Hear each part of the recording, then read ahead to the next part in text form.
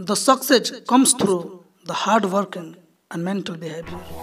नमस्कार दोस्तों, एक बार फिर स्वागत है आपका अपने चैनल ज्ञान गुरुजी में। और मैं हाजिर हूँ आप लोगों के सामने लेकर लेटेस्ट वीडियो और ऑडियो बुक जो होने वाला है the laws of human nature by Robert green.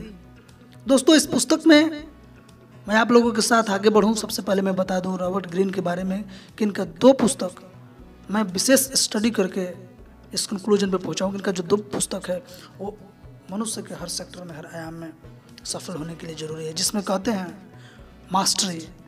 इस पुस्तक का टॉपिक आज का नहीं है, लेकिन थोड़ा सा मैं इसमें बताता हूँ कि मास्टरी में हार्ड वर्किंग के बारे में कहे हैं, लेकिन the laws of human nature है, इसमें बताते हैं कि अगर आपको सक्सेस होना है, आपको सक्सेसफुल इंसान बनना है, तो ह्यूमन के बिहेवियर को स्टडी करना पड़ेगा। आपके आसपास, आपके वर्क एरिया में, आपके एजुकेशन से रिलेटेड इन्फॉर्मेंट में किस तरीके के लोग हैं, आपके सराउंडिंग में कैसे लोग हैं, उनके नेचर को अगर आप समझ गए, उनके बिहेवियर को आप समझ गए, तो आप जीवन में सक्सेसफुल होने से कोई नहीं रोक सकता है। क्योंकि सफल होने के लिए हार्ड वर्किंग जितना जरूरी उतना है जरूरी समझना है लोगों को, उतना ही प्रोस्पेक्टिव और समझ होनी चाहिए आपको अपने आसपास, अपने कलीग्स को, अपने बॉस को, अपने लोगों को जो आपके सामने मित्र होने का दिखावा करते हैं लेकिन वास्तव में शत्रु हैं। इन सब चीजों को समझने की जरूरत है। और इस पुस्तक में बताया गया है विस्तार से the laws of human nature में कि किस तरीके से अपने बॉस को डील करना है, किस तरीके से अपने कलीग्स के साथ रहना है, किस तरीके से अपने सीनियर को, उसके माइंड को पढ़ना है, किस तरीके से अपने जूनियर से बिहेव करना है। यकीन मानिए, ये जो पुस्तक है जीवन के हर सेक्टर में, जीवन के हर क्षेत्र में, चाहे आप छात्र हैं, चाहे आप बिजनेसमैन हैं, चाहे आप सर्विसमैन हैं, चाहे आप बॉस हैं या एम्प्लॉय हैं, जरूरत होने वाला है। और दोस्तों, रॉबर्ट ग्रीन लेखक के साथ साथ एक साइकोलॉजिस्ट है और अपने साइकोलॉजी के दौरान लोगों का अध्ययन करने के पुस्तक को पब्लिश करने से पहले उनको एक इमोशनल ब्रेकडाउन से होकर गुजरना पड़ा, जो आगे की पुस्तक में विस्तार से बताया गया है। यह पुस्तक 1 घंटे से ज़्यादा यानी 2 घंटे के करीब होने वाला है। 2 घंटे के करीब होने वाले इस पुस्तक में इस सब चीज़ों को विस्तार से, छोटे छोटे आयामों को, छोटे छोटे तत्वों को समझाने का प्रयत्न किया गया, जो आपके जीवन में निहायत ही जरूरी है। फिर आपको समझ में आएगा कि अगर आप अपने नज़रिया को, अपने आई व्यू को, अपने पर्सपेक्टिव्स को बदलकर सफल होना चाहते हैं, या जब तक इस चीज़ों को नहीं समझेंगे तो आपके दिमाग में कभी सफलता का बीज नहीं बोया जा सकता। और दोस्तों, ऐसे ही मजेदार पुस्तक इस चैनल के प्लेलिस्ट पे पहले से और अवेलेबल है। मैं और मेरी टीम इस चैनल पे वैल्यू ऐड करने के लिए प्रतिबद्ध है। हमारा डे 1 से यही लक्ष्य है कि हम लोग अपने व्यूअर्स को एक वैल्यूएबल कंटेंट प्रोवाइड करें, जिसके लिए हम लोग ताउम्र प्रतिबद्ध हैं और प्रतिबद्ध रहेंगे। और आप इस तरीके के वैल्यू अपने जीवन में ऐड करना चाहते हैं तो हमारे प्लेलिस्ट में जाइए। वहां पे आपको प्लेलिस्ट मिलेगा audio book retire young retire rich, आत्मानुशासन की शक्ति वॉल्यूम वाइज भी है और आत्मानुशासन की शक्ति पार्ट वाइज भी है, सफलता का साधन, ये तमाम प्लेलिस्ट आपको मिल जाएगा इस चैनल के प्लेलिस्ट में। और आप आई बटन पे यहाँ पे भी सो रहा है पुस्तक think like monk, the secret, ये सब पुस्तकें आपके प्रोस्पेक्टिव्स को बदलने वाला है। हम लोग अपने अनुभव के और अपने ज्ञान के आधार पर ये कहते हैं कि जो जो चीज़ जरूरी है, हम लोग को जहाँ जरूरत लगा सुधार करने की, जहाँ लगा कि बच्चों को, व्यूअर्स को, पेरेंट्स को किस तरीके से ज़रूरत होती है चीज़ों को सीखने के लिए, हम लोगों ने इस पुस्तक पर भी किए हैं। क्योंकि हर तरह के पुस्तक, रिटायर यंग रिटायर रिच, ये एक ऐसा पुस्तक है रॉबर्ट टी कियोसाकी का, जो बिजनेस का गुरु है। और आप भी अगर बिजनेस के सेक्टर में आगे बढ़ना चाहते हैं तो इस पुस्तक को जरूर देखिए। पार्ट वाइज मैंने बना दिया, पार्ट 1 से लेकर 36 तक होने वाला है। और इसमें समझाया गया है कि कैसे आप अपने फाइनेंशियल आईक्यू को बढ़ाना चाहते हैं। फाइनेंशियल आईक्यू को बढ़ाना चाहते हैं तो मिलेनियर फास्ट लाइन पढ़िए, ऑटोमेटिक मिलेनियर पढ़िए। आप अपने सफलता को सुनिश्चित करना चाहते हैं तो आत्मानुशासन की शक्ति, बहाना बनाना छोड़ दें, यह पुस्तक मैंने बनाया है। इसमें आपको पार्ट वाइज मिलेगा। जो ब्रेन ट्रेसी इसके लेखक हैं, आत्मानुशासन की शक्ति आप पढ़ेंगे तो मुझे कमेंट करके आप अवश्य बताएंगे। मेरा दावा है कि आप पहले जैसा नहीं रहेंगे। आपके अनुशासन से संबंधित सारे समस्या को, आपके जीवन में जितने सारे प्रॉब्लम्स है, पर्सनल प्रॉब्लम हो, प्रोफेशनल प्रॉब्लम है, रिलेशनल प्रॉब्लम हो, जो सारे प्रॉब्लम्स है इस पुस्तक में डिटेल से समझाया गया। तो आप जरूर जाके पढ़िए। सफल बनने के लिए जिन जिन साधनों की जरूरत होती है वो तमाम साधन अवेलेबल है। पुस्तक सफलता का साधन, सफलता का साधन। आप पुस्तक पढ़ गए तो आपको सफल होने से कोई रोक नहीं सकता है। केवल पढ़ने मात्र से नहीं, उसको अपने जीवन में आत्मसात करना है, उसको अपने जीवन में ऐड करके आपको उस पे कहे हुए बातों को गीता के श्लोक की भांति याद कर लेना है। तब जाके आप जीवन में नेक्स्ट आयाम हासिल करेंगे। इसी तरीके से ऑडियो बुक नाम के प्लेलिस्ट में उसमें मोर देन 10 पुस्तक ऑलरेडी डाला जा चुका है और हर एक पुस्तक अपने आप में $1 मिलियन वैल्यू एड करता है आपके सेल्फ हेल्प में, आपके पर्सनालिटी डेवलपमेंट में। अगर आप शर्मीला हैं, इंट्रोवर्ट हैं, आपको बोलने में दिक्कत होती है, पब्लिक में बोल नहीं पाते हैं, तो समझिए कि आपको इस पुस्तक को पढ़ने की जरूरत है। How to talk to anyone, वो पुस्तक आपको जरूरत है। तो मैं दोस्तों बहुत सारे डिटेल में बता दिया। ये बताने के पीछे यही चीज़ है, मेरा एडवर्टीजमेंट करना नहीं, आप लोगों में वैल्यू ऐड करना। और इतना सुनने के बाद लगा है कि कंटेंट में दम है, हम लोग आपके वैल्यू में ऐड कर रहे हैं, तो आप चैनल को जरूर सब्सक्राइब कर लीजिए, वीडियो को अपने ग्रुप में शेयर कर दीजिए। आप लोग तो स्मार्ट हैं, हमको पता नहीं कितने कितने एक्सटर्नल साइट होता है, मुझे यूट्यूब स्टूडियो में देखने को मिलता है। तो तमाम सारे सोशल मीडिया प्लेटफॉर्म पर इस चैनल को और इस वीडियो का रीच होना चाहिए। मेरे आपसे यही अनुरोध है, यही रिक्वेस्ट है। और चलिए ज़्यादा समय आप लोगों को न लेते हुए इस वीडियो को मैं शुरू करता हूँ। The laws of human nature. कभी गैरों से तो कभी अपनों से, हकीकत से तो कभी सपनों से, मुलाकात होती गई जिंदगी के सफर में इन सभी से बस एक खुद से थोड़ा फासला रहा है। नमस्कार दोस्तों, हम बात कर रहे हैं रॉबर्ट ग्रीन द्वारा लिखित किताब the laws of human nature के बारे में और लुभाव के विषयों पर बेस्ट सेलर किताबें लिखी। और ये वाली किताब यानी the laws of human nature 2018 में प्रकाशित होकर आई थी और उसके लोकार्पण के पहले ही रॉबर्ट को एक बहुत बड़ा दिल का दौरा आया, जिससे उनके बाएं हाथ और पैर ने काम करना बंद कर दिया था। ये किताब पेरिकल्स, क्वीन एलिजाबेथ और मार्टिन लूथर किंग जूनियर और कई ऐसी महत्वपूर्ण शख्सियतों के जीवन में झांकती है और उन पर लिखी गई है। ये किताब सिखाती है कि खुद को अपने आप से पृथक कर यानी अलग कर हम अपनी भावनाओं को काबू में ला सकते हैं, कैसे हम खुद पर बेहतर नियंत्रण पा सकते हैं, दूसरों के मुखौटे पहचान सकते हैं और जीवन में अपना एक अलग रास्ता बना सकते हैं। इस किताब पर चर्चा शुरू करने से पहले आइए सुनते हैं आर्थर शोपेनहावर का लिखित एक कथन, जो कि कहता है कि अपने जीवन काल में यदि आपको किसी की बुद्धिहीनता या मतलबीपन का कोई नमूना देखने को मिले तो उससे परेशान ना हो, बल्कि उस अनुभव को अपने ज्ञान की वृद्धि समझें, मानवता के चरित्र को समझने के इस सफर का एक पड़ाव समझें। उस जानकारी के प्रति आपका रवैया उस तत्वज्ञानी सा होना चाहिए जिसे अपने अनुसंधान में किसी तत्व के बारे में एक और नई जानकारी मिली हो। अपने जीवन काल में हम बहुत सारे लोगों से मिलते हैं, कईयों के साथ लंबा समय बिताते हैं, उनसे प्रभावित होते हैं और उन पर भी अपना एक प्रभाव छोड़ जाते हैं। इन अनुभवों में से कई अनुभव अक्सर खुशनुमा नहीं होते, फिर इसकी वजह भले ही हमारे दोस्त हों या सहपाठी या सहकर्मी या कोई साथी या के हमारे बड़े खुद हों, मन पर एक खट्टा सा असर रह जाता है। इस तरह की अनुभूति जब बार बार होने लगती है तो कई बार हमें अपने आप पर शक होने लगता है कि कहीं ऐसा तो नहीं कि हम में कोई कमी है या त्रुटि है जिसके कारण ऐसा होता हो। ऐसे में हम अक्सर इस बात से बेखबर होते हैं कि ऐसे अनुभव अलग अलग किस्म के मानव स्वभावों के गठन से प्रभावित होते हैं। मानव सभ्यता के इतिहास को अगर हम ध्यान से पढ़ें तो पाएंगे कि संचालन के विकास में बोलचाल की भाषा के आने से पहले हाव भाव और भावनाओं की अभिव्यक्ति से हमारे पूर्वज एक दूसरे को समझते थे।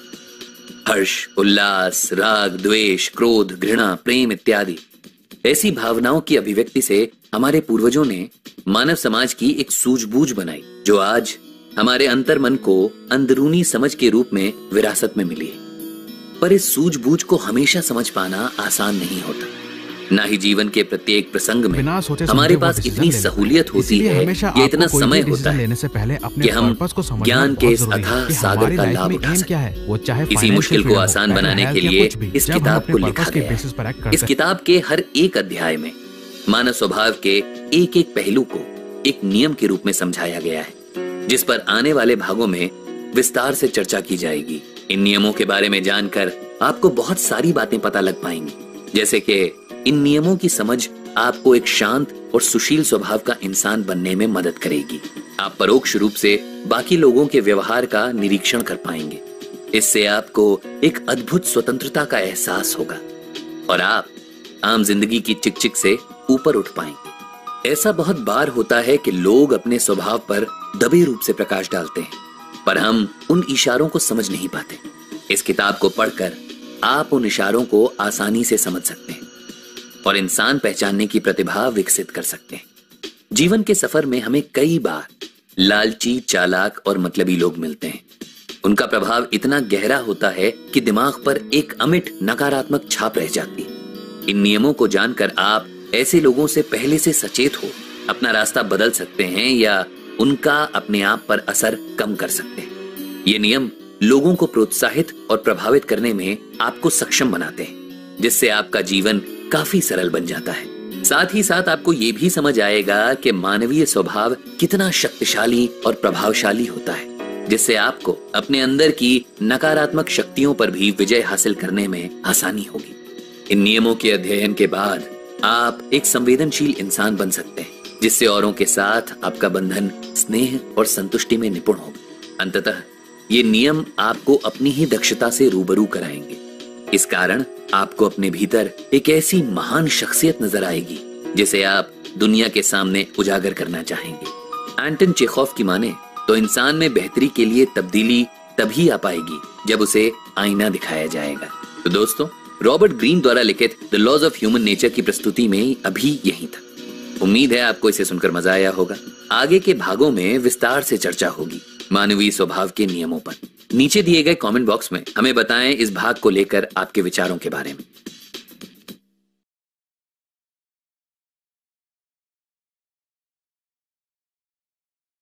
जिंदगी में बहुत सारी बातों को हम तर्क, बुद्धिमत्ता और अपनी अक्ल से समझने की कोशिश करते हैं और अक्सर उसमें कामयाब भी रहते हैं। स्कूल और कॉलेज में पढ़ाई से संबंधित बातें जैसे कि विज्ञान, भौतिकी, रसायन, गणित इत्यादि जैसे जटिल विषयों को समझने में हमारा तर्क ही काम आता है। लेकिन जिंदगी के बहुत पहलू ऐसे होते हैं जहां बात कर रहे हैं रॉबर्ट ग्रीन द्वारा लिखित किताब the laws of human nature के बारे में।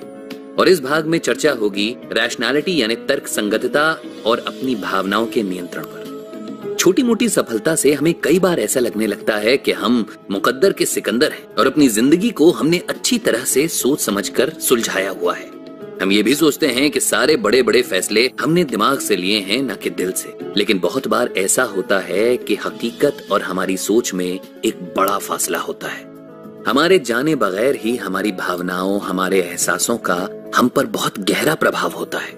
और कई बार तो ऐसा भी हो जाता है कि हमें पता ही नहीं चलता कि हमने कुछ फैसले कितने ज्यादा भावुकता भरे माहौल में लिए हैं। ऐसा इसलिए होता है क्योंकि हमारा अहम हमको ये देखने नहीं देता कि हम पर भावनाओं का कितना असर है। तर्क संगतता यानी कि रैशनैलिटी वो शक्ति है जिससे हम इन भावनाओं को पृथक करके देख सकते हैं। हड़बड़ाहट की जगह सोच समझकर फैसला ले सकते हैं। हम खुले मन से कोरी हकीकत को देखकर पहचान सकते हैं। इस शक्ति के उपयोग की आदत हमें डालनी चाहिए। आइए सुनते हैं इससे संबंधित एक किस्सा इतिहास के पन्नों से। बात है 432 बीसी की और कहानी है एथेंस और स्पार्टा के बीच दुश्मनी की। इन दोनों टापू वाले शहरों में पुश्तैनी दुश्मनी थी। जब स्पार्टा ने एथेंस पर हमला करने का फैसला किया तो उससे पहले स्पार्टा की सरकार ने एथेंस को शांतिपूर्वक समर्पण का विकल्प दिया। साथ ही शांति बनाए रखने की जो शर्तें थीं, वो भी एथेंस के लिए किसी अन्याय से कम नहीं थी। अब एथेंस के सामने दो ही रास्ते थे, या तो शांतिपूर्वक परोक्ष रूप से गुलामी को स्वीकार करो या स्पार्टा से लड़ो। दोनों ही सूरतों में एथेंस को नुकसान था। अगर वो शांति का रास्ता अपनाते तो धीरे धीरे उनकी संस्कृति, उनके समाज, उनके मूल्यों का पतन होता, जिससे एथेंस में दुख फैलता।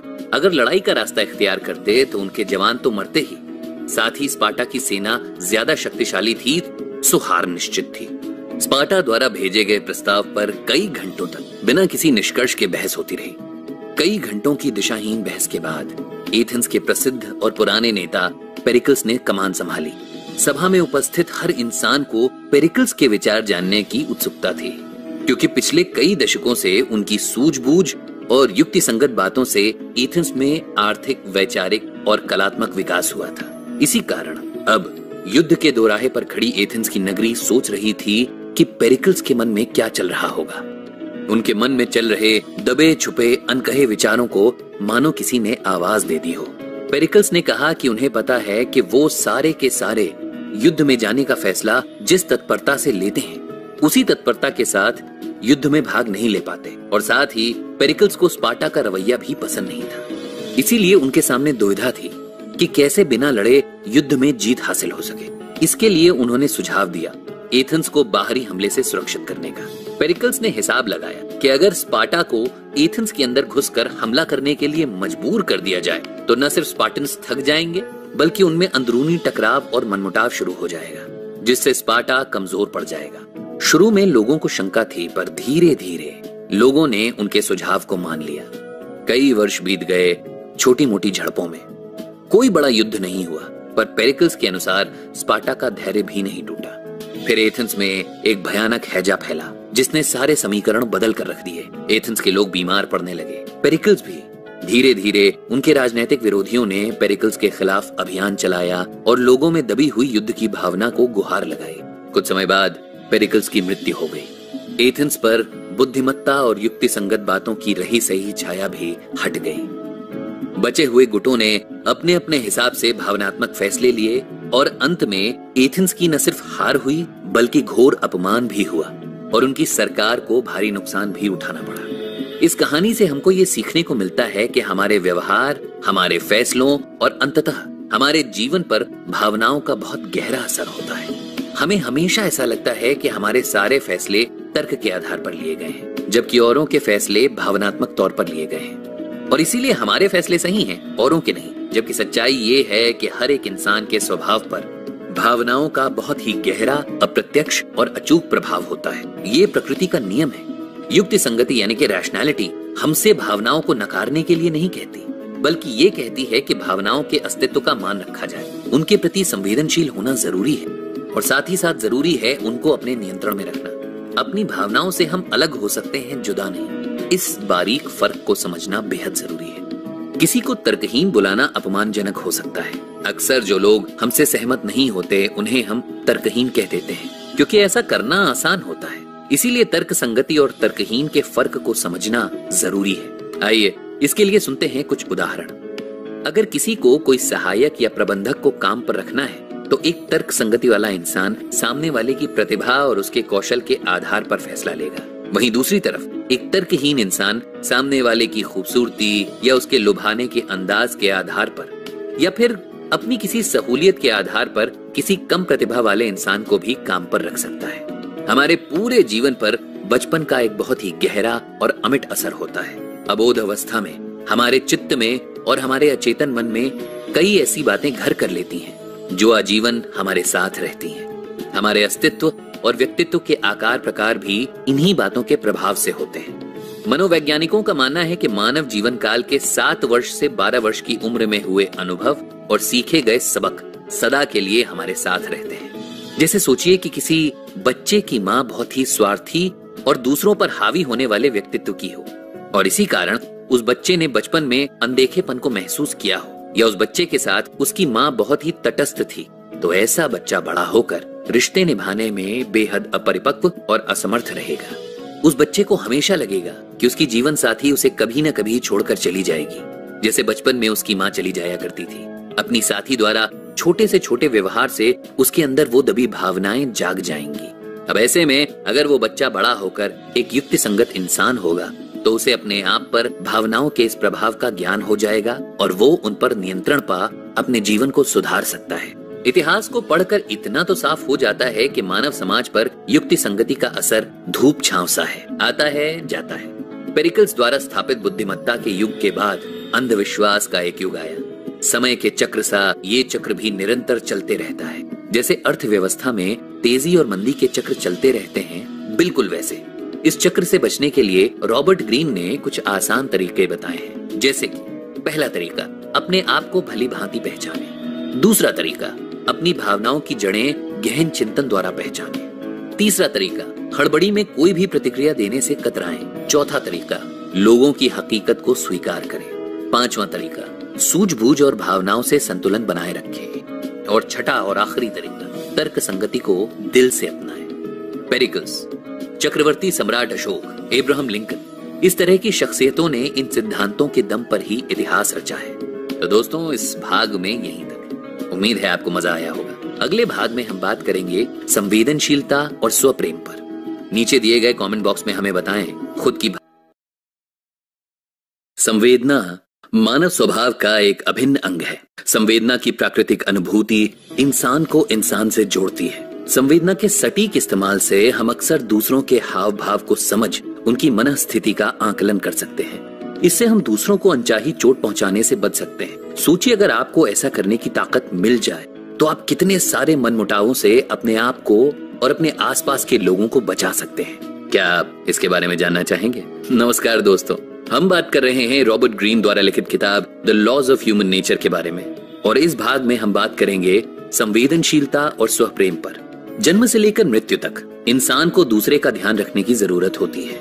एक अनकही अंदरूनी इच्छा होती है कि हर तरफ बस हमारी ही चर्चा हो। इस ध्यान की कमी से हम एक दूसरे से जुड़ नहीं पाते हैं, पर कभी कभी इसका उल्टा असर भी हो जाता है। ध्यान की ये चाहत शोहरत की भूख में बदल जाती है और इंसान उसी चक्कर में अपने होश खो बैठता है। कई ऐसी शख्सियतें होती हैं जिन्हें जरूरत से ज्यादा अपने आप से प्यार होता है। हर इंसान मूलभूत रूप से स्वार्थी तो होता ही है, पर ऐसी शख्सियतों के स्वार्थ की सीमा आसमान को पार कर सकती है। ऐसे लोगों को अपने अलावा कोई और नजर नहीं आता। दूसरे लोग इंसान नहीं, बल्कि इन लोगों के इरादों को पूरा करने का एक जरिया मात्र होते हैं, जिनका इस्तेमाल करने में ऐसे लोगों की पलक तक नहीं झपकती। अंग्रेजी भाषा में ऐसे लोगों को नार्सिसिस्ट कहते हैं, जो कि ग्रीक लोक कथा से उठाया गया है। इस लोक कथा में नार्सिसस नाम का एक राजकुमार था जो किसी से भी प्रेम करने में असमर्थ था। एक दिन पानी में अपना ही प्रतिबिंब देख उसे अपने आप से प्यार हो गया। उसकी मृत्यु के बाद वो नार्सिसस नाम के एक फूल में परिवर्तित हो गया और वहीं से नाम पड़ा ऐसे लोगों का जो बहुत ज्यादा स्वकेंद्रित होते हैं, जिन्हें अपने अलावा और कोई नहीं दिखता। इंसान के दूसरों से मिलने वाले ध्यान की एक सीमा होती है। अपने आसपास के लोग, भाई बहन, यार दोस्त, परिजन, इन सब से इसी ध्यान को लेकर प्रतिस्पर्धा होती रहती है। ऐसे में नार्सिसिस्ट लोग दुविधा में फंस जाते हैं। उन्हें अपना असली चेहरा दिखाना नहीं होता है और दूसरों की परवाह करनी नहीं होती, पर ये दोनों विपरीत परिस्थितियां हो जाती हैं, जिससे नार्सिसिस्ट लोगों को दूसरों की परवाह करने का ढोंग रचना पड़ता है। इस ढोंग के कारण लोगों में उत्पन्न होती है आपसी राजनीति। ये राजनीति शासकीय नहीं होती, बल्कि सामाजिक और सभ्यता से जुड़ी होती है, जैसे कि पारिवारिक राजनीति, ऑफिस में राजनीति, दोस्तों में आपसी रिश्ते में राजनीति वगैरह वगैरह। इस तरह के लोगों से बहुत सतर्क रहना पड़ता है, क्योंकि ऐसे लोग बेझिझक और निस्संदेह आपका इस्तेमाल करेंगे ही अपने मतलब के लिए, और मतलब निकलते ही दूध में पड़ी मक्खी की तरह आपको निकाल फेंकेंगे। नार्सिसिस्ट लोगों में एक खास बात होती है। ऊपरी सतह पर ये लोग बहुत लुभावने होते हैं, यानी कि चार्मिंग। उनमें एक अद्वितीय प्रतिभा और अद्भुत कौशल होता है कि वो आपको अपनी तरफ आकर्षित कर सके। ऐसे लोग शुरू में आपको बहुत ही महत्वपूर्ण महसूस कराएंगे। वो आपको एहसास दिलाएंगे कि आप उनके लिए कितने मायने रखते हैं। किसी का ध्यान पाने की आपकी अंदरूनी इच्छा को वो अच्छी तरह से पूरा करेंगे। ऐसा तब होगा जब तक उनको आपसे काम है, या उनके किसी मकसद को पूरा करने में आप सीढ़ी की तरह इस्तेमाल हो सकते हैं। इसी तरह के एक इंसान की जिंदगी में एक झलक डालते हैं। दोस्तों, हम बात कर रहे हैं भूतपूर्व सोवियत यूनियन के शासक जोसेफ स्टालिन की, जिनका जन्म 1879 में हुआ था और मृत्यु 1953 में। स्टालिन इतिहास में एक सामूहिक हत्यारे और राक्षस की तरह दर्ज हैं, पर क्या वो जन्म से ऐसे ही थे? स्टालिन की जवानी के दिनों के बारे में बात करें तो वो एक बहुत ही जिंदा दिल, दिलचस्प और हंसमुख इंसान थे। किसी को भी अपनी बातों से लुभा लेना, मोहित कर लेना, मानो उनके बाएं हाथ का खेल था। मिलनसार प्रवृत्ति के स्टालिन को लोग पसंद करने लगे। रूस के इतिहास में चर्चित रूस की क्रांति से जुड़े क्रांतिकारियों को स्टालिन ने बहुत ही महत्व दिया। उन्हें 7वें आसमान पर बिठाया। उन्हें एहसास दिलाया कि वो अब स्टालिन के साथ एक अटूट बंधन से जुड़े हुए हैं। रूसी क्रांति की बागडोर स्टालिन के हाथ में आ चुकी थी। उनके शालीन व्यक्तित्व के कारण वो क्रांतिकारियों में काफी प्रसिद्ध थे, लेकिन धीरे धीरे सच्चाई सामने आने लगी। उनके स्वभाव की अंदरूनी परतें खुलने लगीं, जैसे प्याज के छिलके हटने लगते हैं। इस परिवर्तन का मुख्य कारण 2 घटनाएं थीं, जो 1932 और 1934 में घटी। 1932 में स्टालिन की पत्नी ने आत्महत्या कर ली और 1934 में उनको तख्त से हटाने का षड्यंत्र रचा गया। स्टालिन के विश्वासी और करीबी दोस्त थे सेर्गेई किरोव। किरोव एक बहुत ही ईमानदार, जुझारू और कर्मठ नेता थे। साथ ही वो स्टालिन के प्रति बहुत वफादार भी थे। 1934 में रूसी अधिकारियों ने किरोव के सामने प्रस्ताव रखा स्टालिन को गद्दी से हटाने का। इसके पीछे कारण था स्टालिन की किसान विरोधी नीतियां, लेकिन किरोव ने इस तख्ता पलट योजना की जानकारी स्टालिन को दे दी। किरोव को बाद में समझ आया, लेकिन ये उनके जीवन की सबसे बड़ी और सबसे महंगी गलती थी। पहले ही उनकी बढ़ती लोकप्रियता स्टालिन को अंदर से कचोट रही थी। उस पर अपने ही अधिकारियों द्वारा पीठ में छुरा भोंकने के प्रयास ने स्टालिन को झकझोर दिया। उनको लगा जैसे ये सारा का सारा किरोव का किया कराया है और वो किरोव से ईर्ष्या और घृणा की भावना से ग्रसित हो गए। किरोव ने भी स्टालिन के अपने प्रति बर्ताव में इस बदलाव को महसूस किया और उन्हें तब अपनी गलती का एहसास हुआ, लेकिन बहुत देर हो चुकी थी। उसके बाद शुरू हुआ कई वर्षों तक चलने वाला मौत का तांडव और अनावश्यक नरसंहार। स्टालिन ने किरोव से शुरुआत की और धीरे धीरे करके बहुत से ऐसे अधिकारियों को या तो मार दिया या मरवा दिया जिन पर उन्हें शक होता कि उनकी नजर स्टालिन की कुर्सी पर है। स्टालिन पर अपने शक्की स्वभाव का इतना अधिक प्रभाव था कि वे अक्सर अधिकारियों को अपने साथ पूरी रात खेल खेलने के लिए बुलाते। इस रात भर चलने वाले खेल में वो उनसे कई तरह के सवाल करते, उनके मन में झांकने की कोशिश करते। अधिकारियों को पता होता था कि इस खेल में चित भी स्टालिन की और पट भी। वो उनके सवालों का जो मर्जी जवाब दे दें, स्टालिन वही सुनेंगे जो वो सुनना चाहते हैं। वो खुद धीरे धीरे पीते ताकि उनका होश बना रहे, पर अधिकारी को ज्यादा पिलाते, जिससे कि अधिकारी का खुद पर काबू कम हो और उनके मन की बात बाहर आ सके। स्टालिन जैसे नार्सिसिस्ट को औसत से ज्यादा ध्यान देने की जरूरत होती है, इसीलिए वो लोगों को लुभाकर, उनसे संवेदना का ढोंग रचाकर उनसे जरूरी चीज हासिल करने की कोशिश करते हैं। ऐसे लोग बहुत बारीकी से लोगों का निरीक्षण भी करते हैं और बदलते बर्ताव के प्रति सतर्क भी रहते हैं। अपनी ध्यान की अमिट भूख को मिटाने के लिए ये लोग सामाजिक और राजनीतिक स्तर पर शक्ति के पीछे भागते हैं और उस शक्ति, उस रुतबे, उस ओहदे और उस रसूख को संभाल कर रखने के लिए किसी भी हद तक जा सकते हैं। ऐसे लोग किसी से सच्चा प्रेम या सच्ची संवेदना नहीं रखते। ये लोग किसी को अपने करीब ना आने देते हैं और ना ही खुद किसी के करीब जाते हैं। ऐसी शख्सियतों की जड़ें बचपन में मिलेंगी। स्टालिन के पिता बचपन में उनको बेरहमी से पीटते थे और उनकी माँ से भी उन्हें न कोई खास स्नेह, न वात्सल्य, कुछ भी नहीं मिला। अगर मिली तो बस बेरुखी। इसीलिए उन्होंने बस एक ही तरीका सीखा, लोगों को इस्तेमाल कर अपना काम निकालने का और उस प्रक्रिया में किसी भी हद तक जाने का। संवेदना और नार्सिसिज्म यानी कि घोर स्वार्थ एक ही सिक्के के दो पहलू हैं। इन दोनों को अलग करने वाली जो रेखा है वो है इंसानी सूझबूझ और विवेक। विवेक से हम न सिर्फ दूसरों के अपने प्रति हानिकारक इरादों और व्यवहार को पहचान कर सतर्क हो सकते हैं, बल्कि इस बात का भी ध्यान रख सकते हैं कि हमसे तो कहीं जाने अनजाने किसी का नुकसान नहीं हो रहा, और यदि ऐसा हो भी गया तो स्थिति को सुधारा कैसे जाए। संवेदना हमें दक्ष बनाती है, न सिर्फ दूसरों के दर्द को समझने में, बल्कि जिंदगी हमें दूसरों की परिस्थिति, तथ्य, परिपेक्ष और दृष्टिकोण को देखने की प्रतिभा भी प्रदान करती है। पर सच्ची संवेदना का विकास सरल नहीं है। इसके लिए सबसे पहले अंदर के स्वार्थ और अहम को हराना पड़ता है, और जिसने वो कर लिया वही सज्जन व्यक्ति है। तो दोस्तों, इस भाग में यहीं तक। उम्मीद है आपको मजा आया होगा। अगले आने वाले भागों में हम ऐसी ही और बड़ी सारी बातें करने वाले हैं। तो और हम चर्चा कर रहे हैं रॉबर्ट ग्रीन की लिखी किताब the laws of human nature की। इस भाग में जिस गुण के बारे में हम बात करने जा रहे हैं वो है संवाद, यानी संचार, और जिसे हम कम्युनिकेशन भी कहते हैं। वैसे तो हम इंसानों के अंदर एक बड़ी अद्भुत शक्ति है जिसे हम कहते हैं भाषा और उसकी समझ। लेकिन क्या आपने कभी इस भाषा के परे सामने वाले के अंदर झांकने की कोशिश की है? जवाब अक्सर ना में ही आता है, या फिर ये सुना जाता है कि हमें तो इसकी जरूरत ही नहीं लगती। पर सच तो ये है कि अगर हम अपने अलावा आसपास के माहौल, उसमें रह रहे लोगों की सच्चाई जानना चाहते हैं, उनके मन में चल रही बातों को जान पाते हैं, तो इससे बहुत सारी कठिनाइयां दूर हो सकती हैं। हम सब जो कहते हैं वो अधिकतर हम कहना नहीं चाहते, और जो कहना चाहते हैं वो नीरस है। इस बात को एक कहानी से समझने की कोशिश करते हैं, जिसके नायक का नाम है मिल्टन एरिक्सन। ये एक जानी मानी शख्सियत हैं जिन्होंने हिप्नोथेरेपी और साइकोलॉजी में बहुत नाम कमाया। अगर आप सोच रहे हैं कि ये सब उनकी शिक्षा का नतीजा है, तो आपको बता दूं कि इसके पीछे उनके अपने जीवन का संघर्ष और उनकी खुद की इच्छा शक्ति है। साल 1999 में 17 वर्षीय एरिक्सन को पोलियो ने बिस्तर पर लिटा दिया। खेलने कूदने की उम्र में एक ऐसी बीमारी होना किसी के लिए भी सबसे बड़ी निराशा की बात होती है। डॉक्टरों के मुंह से तो एरिक्सन ने अपने मरने की बात तक सुन ली थी। उनकी मां तो फिर भी इससे बाहर नहीं आ पा रही थी, लेकिन एरिक्सन ने अपनी इच्छा शक्ति से खुद को मृत्यु से बचा लिया।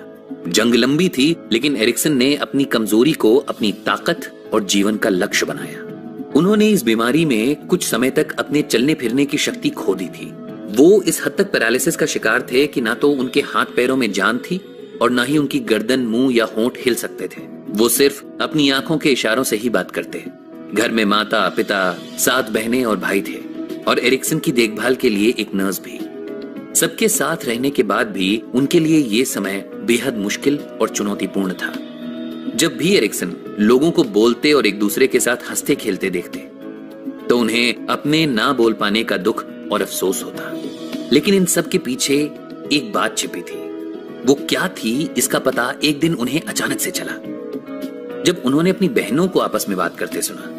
एक बहन के जवाब देने के तरीके से उन्हें यह समझ आया कि जब भी वो हंसकर हाँ में जवाब दे रही थीं, तब उसके पीछे उनकी ना छुपी थी। एरिक्सन को यह पहली बार लगा कि लोग जो बोलते हैं और जो कुछ वो नहीं बोल पाते, वो भी उनके हाव भाव, बैठने और खड़े होने के तरीके से आप समझ सकते हैं। इसके बाद उन्हें ये काम करने में मजा आने लगा। वो हर छोटी बड़ी बात को इसी नजरिए से देखने की कोशिश करते कि कैसे लोगों के शब्द और उनकी भावनाएं या मन का हाल कुछ और हो सकता है। वो इस हद तक इस विषय को समझने लगे थे कि अपनी बहनों की बातों में सामान्य तौर पर ना दिखने वाले फर्क को भी पहचान लेते।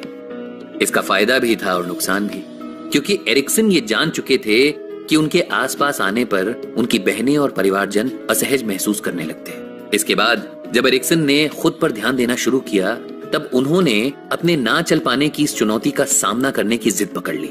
उन्होंने अपने दिमाग की शक्ति को इस तरह से इस्तेमाल करना शुरू किया कि वो अकेले में अपने पैरों में पहले की तरह सेंसेशन महसूस करने की कोशिश करते। जब उनकी नर्स उनके पैरों की मसाज करती, तब वो फिर से वही जोर महसूस करने का प्रयास करते। धीरे धीरे वो चलने की कोशिश भी करने लगे और जब उन्हें अपने दिमाग और शरीर के तालमेल का ज्ञान होने लगा, तब वो उसी तरह से अपने दिमाग को चलाने की भी कोशिश करते। कुछ वक्त लगा, पर आखिरकार वो अपने पैरों पर खड़े हो ही गए। पर इस सब के बाद उन्होंने अपनी शिक्षा का विषय तय कर लिया था। उन्हें अब साइकोलॉजी यानी मनोविज्ञान की पढ़ाई करनी थी। एक से बढ़कर एक जगह पढ़ाई और काम करते करते उन्होंने अपने आप को और मजबूत बना लिया था। लोगों को समझने और काउंसिल करने की उनकी प्रवृत्ति बाकियों से बहुत अलग और कारगर थी। एक ऐसा ही केस उनके पास आया जब कोई भी उस मरीज को समझने में नाकाम हो गया। तब एरिक्सन ने उससे बिना बात किए उसके मन का हाल जान लिया। सिर्फ 2 प्रश्न और उसका अपनी शर्ट की स्लीव मोड़ने के तरीके से ही उन्हें यह पता लग गया कि वो मरीज एक महिला नहीं बल्कि एक पुरुष था। ये ऐसा खुलासा था जिसने सबके होश उड़ा दिए। कोई भी किताबी ज्ञान मदद नहीं कर पाता, लेकिन ये एरिक्सन के पैरालिसिस के दिन ही थे जिन्होंने उन्हें ये सारी शिक्षा दी थी। इसी तरह एक और मरीज और उसके डर की असल वजह के बारे में सिर्फ उसके चलने और बैठने के तरीके से वो समझ गए और फिर उसकी मदद की। ये सभी बातें हमें जिस ओर बढ़ाती हैं, उस चर्चा को हम आज कर रहे हैं, वो है रॉबर्ट ग्रीन की लिखी हुई the laws of human nature. पिछले भाग में हमने जाना कि कैसे एरिक्सन ने अपनी कमजोरी को अपनी ऐसी ताकत बनाया जिससे वो लोगों के मन के अंदर और बाहर चलने वाली बातों को आसानी से समझ जाते और उनकी मदद भी कर पाते। इस कला को सीखना मुश्किल नहीं है। जी हाँ, किसी के मन में चलने वाली बात को पता लगाना और उसे समझना संभव है, लेकिन इसके लिए कुछ जरूरी बातों का ध्यान रखना होगा। जैसे पहला, खुद इस सच को स्वीकार करना कि जो हम सोचते हैं या सुनते हैं वो पर्याप्त नहीं है। इसके पीछे भी एक कहानी है जो हम नहीं जानते। दूसरा ये है कि जैसे ही हम ये सच स्वीकार कर लेंगे, वैसे ही हमारे अंदर दुनिया को देखने का एक अलग और बारीक सा नजरिया बन जाएगा।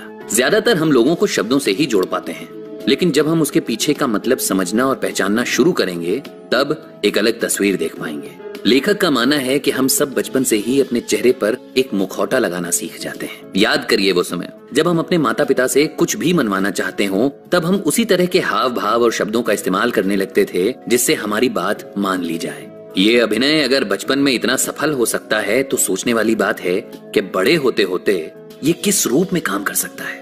इस अभिनय को पहचान पाना हमारे लिए जरूरी है। ठीक उसी तरह अगर हम खुद कहीं बाहर जाते हैं और किसी ऐसी परिस्थिति में होते हैं, तो वहां खुद को कैसे पेश कर सकते हैं, ये जानना भी जरूरी है। लेखक का मानना है कि हम सब शेक्सपियर की प्रसिद्ध कहावत के अनुसार जीवन रूपी रंगमंच पर अपना अपना किरदार निभाते हैं। इसके वैसे तो अलग अलग मतलब निकलते हैं, लेकिन लेखक को लगता है कि जैसे हम स्थिति और लोगों के अनुसार अपना व्यवहार बदलते हैं, ये कहावत शायद उसी ओर इशारा भी करती है। ओथेलो नाम के नाटक में खलनायक दिखाए जाने वाले पात्र ने यही समझाया कि भले ही उसके शब्द एक नायक जैसे थे, पर उसकी नीयत कभी भी अच्छी नहीं थी। जिसका मतलब सिर्फ ये है कि शब्दों में जो अनकहा है वो हम कई बार सुन या समझ नहीं पाते। और अगर आप ये कहना चाहते हैं कि आप कभी ऐसा नहीं करते, तो एक छोटा सा काम है जिसे आप खुद करके देख सकते हैं। जब भी अपने से किसी बड़े, किसी छोटे और किसी दोस्त से बात कर रहे हो, तो अपने शब्द और हाव भाव पर ध्यान दीजिएगा। एक ही बात तीनों से करने में भी आपकी भाषा और हाव भाव बदले हुए दिखेंगे। हम में से कितने लोग ये कहते हैं कि ये गुण सबके पास नहीं होता, या एरिक्सन जैसे लोगों के पास कोई खास ताकत होती है, शक्ति होती है। पर सच ये है कि हम सब के अंदर ये ताकत छिपी है। उम्र के साथ हम बस इसे इस्तेमाल करना और इसे लोगों को समझना बंद कर देते हैं। जरूरी ये है कि हम पहले खुद को दूसरों की जगह रखकर सोचें, किसी नतीजे पर ना पहुंचें, सिर्फ ऑब्जर्व करें और नॉन वर्बल यानी अनकही बातों को महत्व दें। लेखक के अनुसार हम बचपन में जब ना समझ माने जाते हैं, तब हमारे अंदर एक ऐसा गुण होता है जिससे हम लोगों की चाल, हाव भाव, भाषा और आवाज से उनके बारे में सब कुछ बता सकते हैं। पर अफसोस, ये गुण 5 साल की उम्र के बाद गायब हो जाता है। और वजह वही है कि हम खुद में इतना खो जाते हैं कि लोगों की बातों से ही संतुष्ट हो जाते हैं। लेकिन किसी भी सही काम को करने का कोई वक्त गलत नहीं हो सकता। इसलिए अगर आप चाहें तो आज से, बल्कि अभी से इस काम को शुरू कर सकते हैं। पहली बार में ही खुद को बोझ तले नहीं दबाना है। इसलिए सिर्फ बात करते समय चेहरे पर ही ध्यान दें, छोटी छोटी बातें देखें, कुछ समय तक सिर्फ यही तरीका अपनाएं और लोगों के बोलने में और उनके चेहरे के बदलते हाव भाव में अंतर को समझें या पहचानें। इसके बाद उनकी आवाज यानी वॉइस टोन पर ध्यान देना शुरू करें। लोगों की आवाज में बहुत सारे राज छुपे होते हैं। वो कितने आत्मविश्वास से बोलते हैं, ये उनके बारे में जरूरी जानकारी दे सकता है। इसके बाद आते हैं उनके हाथों और पैरों के हाव भाव और भाषा पर। जब आप एक बार इस तरह से उनकी बात और मन में चल रहे विचारों तक पहुंचेंगे, तभी आप सच तक पहुंच पाएंगे। अब सवाल आता है कि इसकी जरूरत क्या है? तो सीधा जवाब यह है कि कई बार हम किसी से बात करते समय ये समझ जाते हैं कि उसे हमसे बात करनी भी है या नहीं। कई बार ये पता लगाना बड़ा सरल होता है, लेकिन वहीं जब कोई कहना कुछ चाहता है और कह कुछ और जाता है, तब अपने असल दोस्त और दुश्मन को पहचान पाना और उनसे दूरी बनानी है या नहीं, ये समझना कठिन हो जाता है।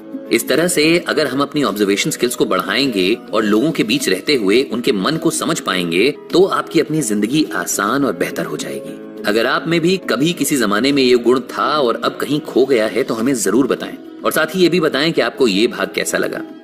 खुद पे भरोसा करना जरूरी है, लेकिन जरूरी नहीं कि जिस बात पर आपको भरोसा हो वो हर बात सही हो।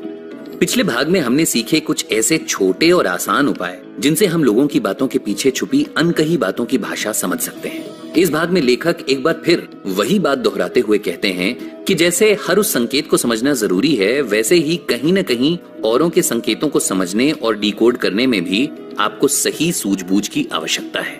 कुछ उदाहरण की मदद से लेखक अपनी इस बात को स्पष्ट करते हैं। पहला है ओथेलो नाम का एक मशहूर नाटक जो शेक्सपियर ने लिखा था। ओथेलो जब अपनी पत्नी से उसके गलत संबंधों के बारे में पूछताछ करता है, तब उसकी पत्नी घबरा जाती है।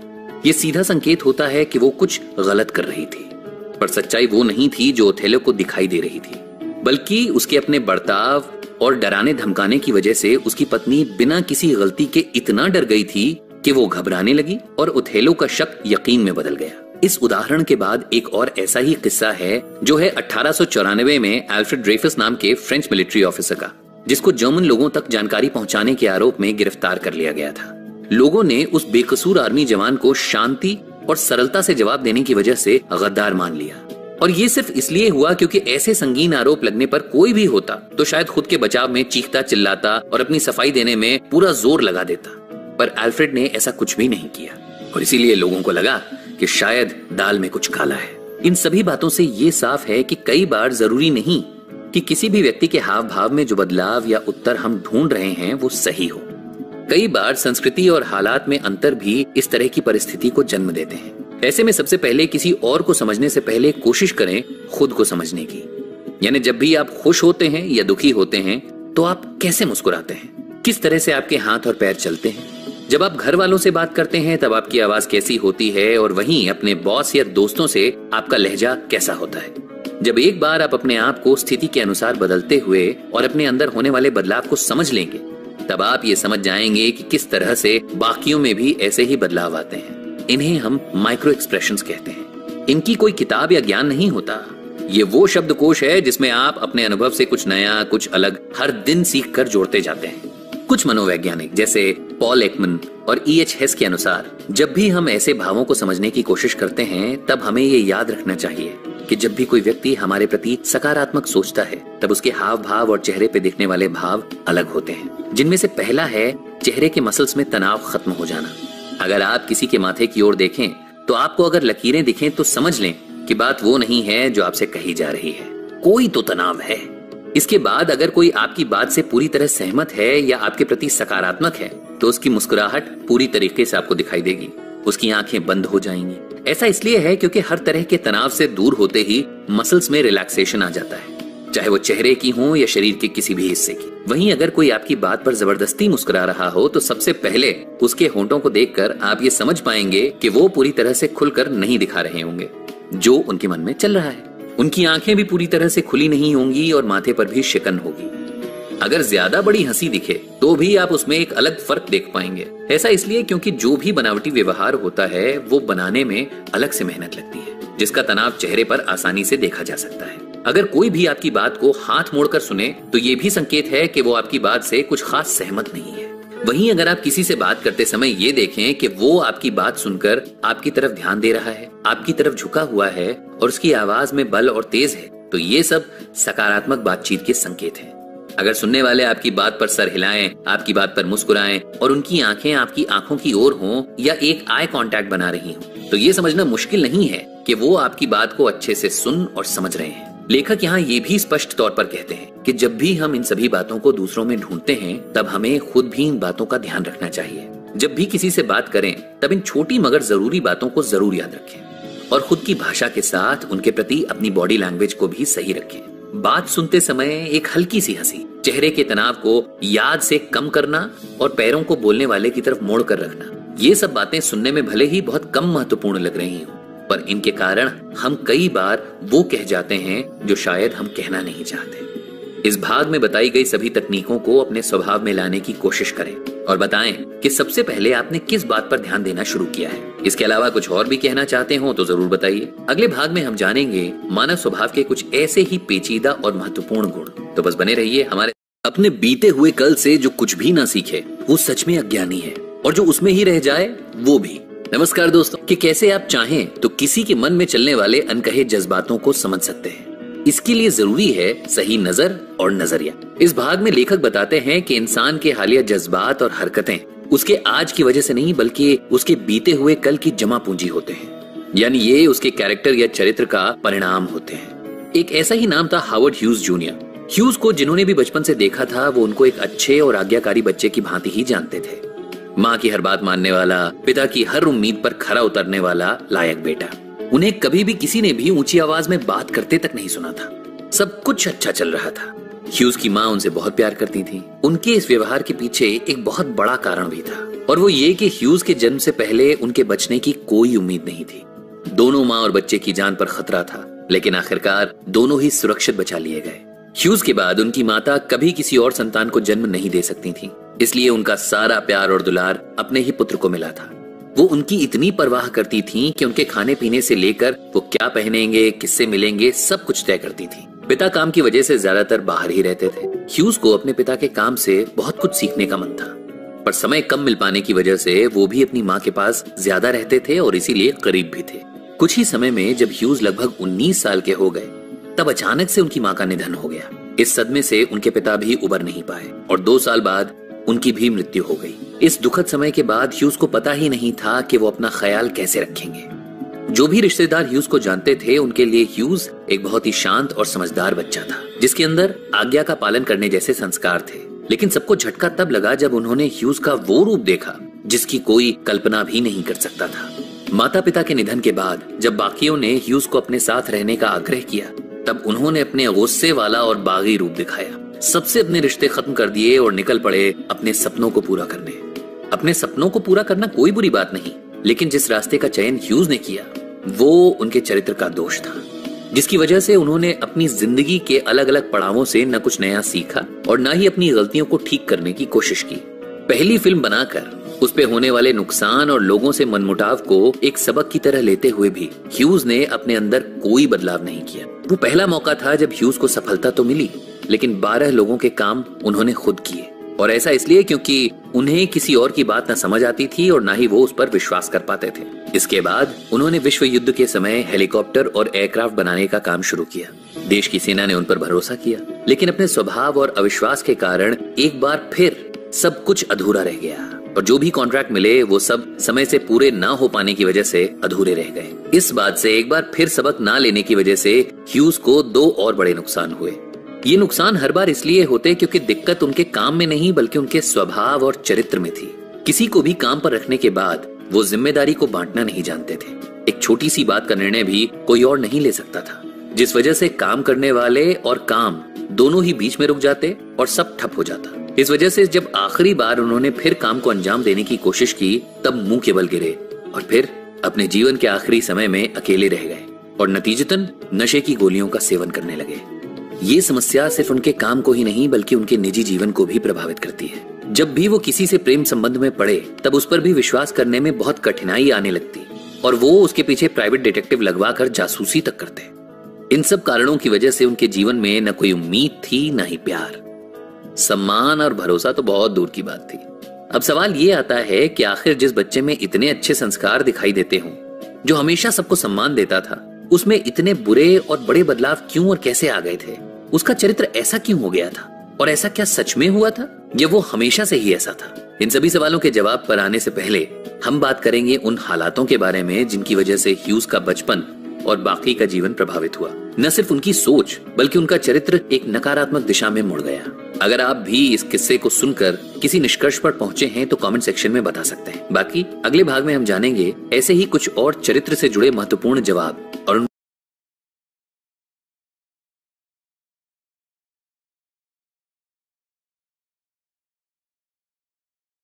हर चमकती चीज सोना नहीं होती, इसीलिए हर आंखों देखी बात पर आंख बंद करके विश्वास करना भी सही नहीं है। नमस्कार दोस्तों, अगले भाग में हमने जाना कि कैसे एक इंसान का चरित्र उसकी मानसिकता और स्वभाव को प्रभावित करता है। इस कड़ी में हमने एक व्यक्ति ह्यूज के जीवन की कहानी सुनी। माता पिता के सामने शालीन, सौम्य और शांत दिखने वाला ह्यूज कैसे उनके जाने के बाद एक कठोर, जिद्दी और बागी किस्म के व्यक्ति के रूप में बाहर आया। उसकी हर काम को खुद करने की आदत ने उसे कहीं का नहीं छोड़ा और हर तरह की कला आने और उससे जुड़े मौके मिलने के बाद भी वो अपना सब कुछ हार गया। लेकिन अगर यहाँ बात उसके साथ काम करने वालों की हो तो बेशक ये कहा जा सकता है कि वो सब ह्यूज की बड़ी और सुंदर बातों में फंस जाते थे। वो उसके असली चरित्र को जानने में असमर्थ थे और यही कारण था कि वो उसके पीछे के जिद्दी और नासमझ व्यक्ति को पहचान नहीं पाए। बात करें ह्यूज की तो उसके चरित्र में ये दोष इसलिए आए थे क्योंकि उसकी माता ने उसे इतने लाड प्यार और सावधानी से बड़ा किया था कि वो न तो खुद कुछ करने के काबिल था और न ही अपना अच्छा ख्याल रखने के और न अपना अच्छा बुरा समझने के। उसके पिता के अटूट विश्वास और उम्मीदों पर खरा उतरने की कोशिश में वो खुद को उसी तरह से पेश करता जैसे उसके माता पिता उसे देखना चाहते और यही कारण था कि उनके जाते ही उसने अपने अंदर की इच्छाओं को सामने रखना शुरू कर दिया। लेकिन अपनी सीखी आदतों और माँ के लाड़ प्यार की वजह से उसके अंदर की कमजोरियां और दूसरों पर भरोसा ना कर पाने की आदत उसे डुबाती रही। इन सभी बातों की वजह से उसका चरित्र एक ऐसे सांचे में ढल गया जिससे उसे सिर्फ नुकसान ही हुआ। लोग उसकी चमक दमक और आकर्षित करने वाली बातों के पीछे छुपे उसके मन को नहीं पढ़ पाए और परिणाम उनको भी भुगतना पड़ा। अब लेखक ऐसे लोगों के बारे में बताते हैं जिनके कुछ अलग प्रकार हैं, जिनको हम किसी भी तरह से टॉक्सिक कैरेक्टर कह सकते हैं। इनमें पहले आते हैं हाइपर परफेक्शनिस्ट, जिनके हर काम को देखकर लोग शुरुआत में तो आकर्षित होते हैं। उनके काम करने का तरीका सबसे अलग और पेचीदा होता है, लेकिन धीरे धीरे उनका हाल ह्यूज जैसा हो जाता है। यानी ये समझना मुश्किल नहीं है कि वो अपने किसी भी काम को करने में शुरुआती समय में सफल होते हैं, लेकिन उसके बाद उनका नीचे गिरना तय होता है। इसके बाद आते हैं दूसरे तरह के लोग, जिन्हें हम रिलेंटलेस रिबेल्स कहते हैं। यानी वो लोग जो किसी भी शासन को नहीं मानते, उनके लिए बागी सोच सबसे महत्वपूर्ण है।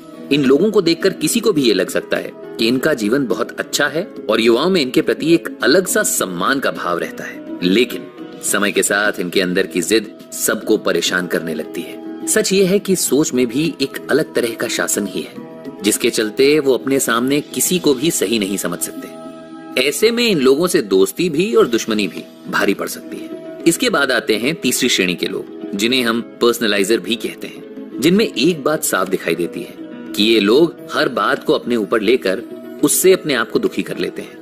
हर कही और अनकही बात का सीधा संबंध खुद से जोड़कर न वो खुद खुश रहते हैं और न ही दूसरों को खुश रहने देते हैं। इन लोगों में हर बात को दिल से लगाकर बैठने की आदत होती है और आखिर में सारा दोष ये दूसरों पर थोप देते हैं। ये चरित्र इसलिए ऐसा तैयार होता है क्योंकि ये लोग बचपन से ही अपने माता पिता और परिवार से जिस तरह के प्यार और परवाह की उम्मीद करते हैं वो शायद उन्हें नहीं मिलता। इसके बाद इनकी यही उम्मीद सभी से होने लगती है और जो भी दूसरों से ही उम्मीद करते हैं वो खुद कुछ भी कर पाने में समर्थ नहीं होते हैं। किसी भी इंसान का हर किसी से एक जैसे स्वभाव की उम्मीद रखना ठीक नहीं है। ऐसे लोग पहले तो बहुत अच्छे और मस्त मौला नजर आते हैं, लेकिन इसके बाद इनका ये चेहरा उतर जाता है। इसके बाद आते हैं द ड्रामा मैग्नेट। ये उस प्रजाति के लोग हैं जिनको लोगों का ध्यान आकर्षित करने के लिए एक ही उपाय दिखाई देता है और वो है ड्रामा। यानी इन्हें हर छोटी बड़ी बात को बढ़ा चढ़ा कर बोलने की आदत होती है और इनका चरित्र बचपन में हुई बातों की वजह से ऐसा बन जाता है। अक्सर माता पिता का ध्यान अपनी ओर खींचने के लिए इनको ऐसी ही हरकतें करनी पड़ती थीं, जिसकी वजह से इनके अंदर ये भाव प्रबल हो जाता है कि उनको हर किसी से ऐसे ही अपनी बात मनवानी होगी। इसके बाद आते हैं बिग टॉकर्स पर। ये वो बड़बोले हैं जिनको सुनकर आप खुशी से फूले नहीं समाते, लेकिन असलियत में इनके शब्द बड़े होते हैं पर काम उस अनुसार नहीं होते। इसलिए काम की जगह पर ऐसे लोगों को खुद से दूर रखना चाहिए। ये अक्सर आपके काम को और निजी जीवन को बुरी तरह प्रभावित करते हैं। अधिकतर काम पूरे न हो पाने पर ये दूसरों को दोषी मान लेते हैं और सबकी गलती बताकर खुद बचने का प्रयास करते हैं। इस तरह से कुछ और भी जरूरी कैरेक्टर ट्रेट्स हैं जिन पर बात होगी अगले भाग में, लेकिन उससे पहले आप इनमें से किस प्रजाति से मिल चुके हैं ये हमें बताना बिल्कुल मत भूलिएगा और आपका अनुभव कैसा रहा वो भी बताइएगा हमारे कमेंट सेक्शन में। तो कहते हैं एक गंदी मछली पूरे तालाब को खराब कर सकती है।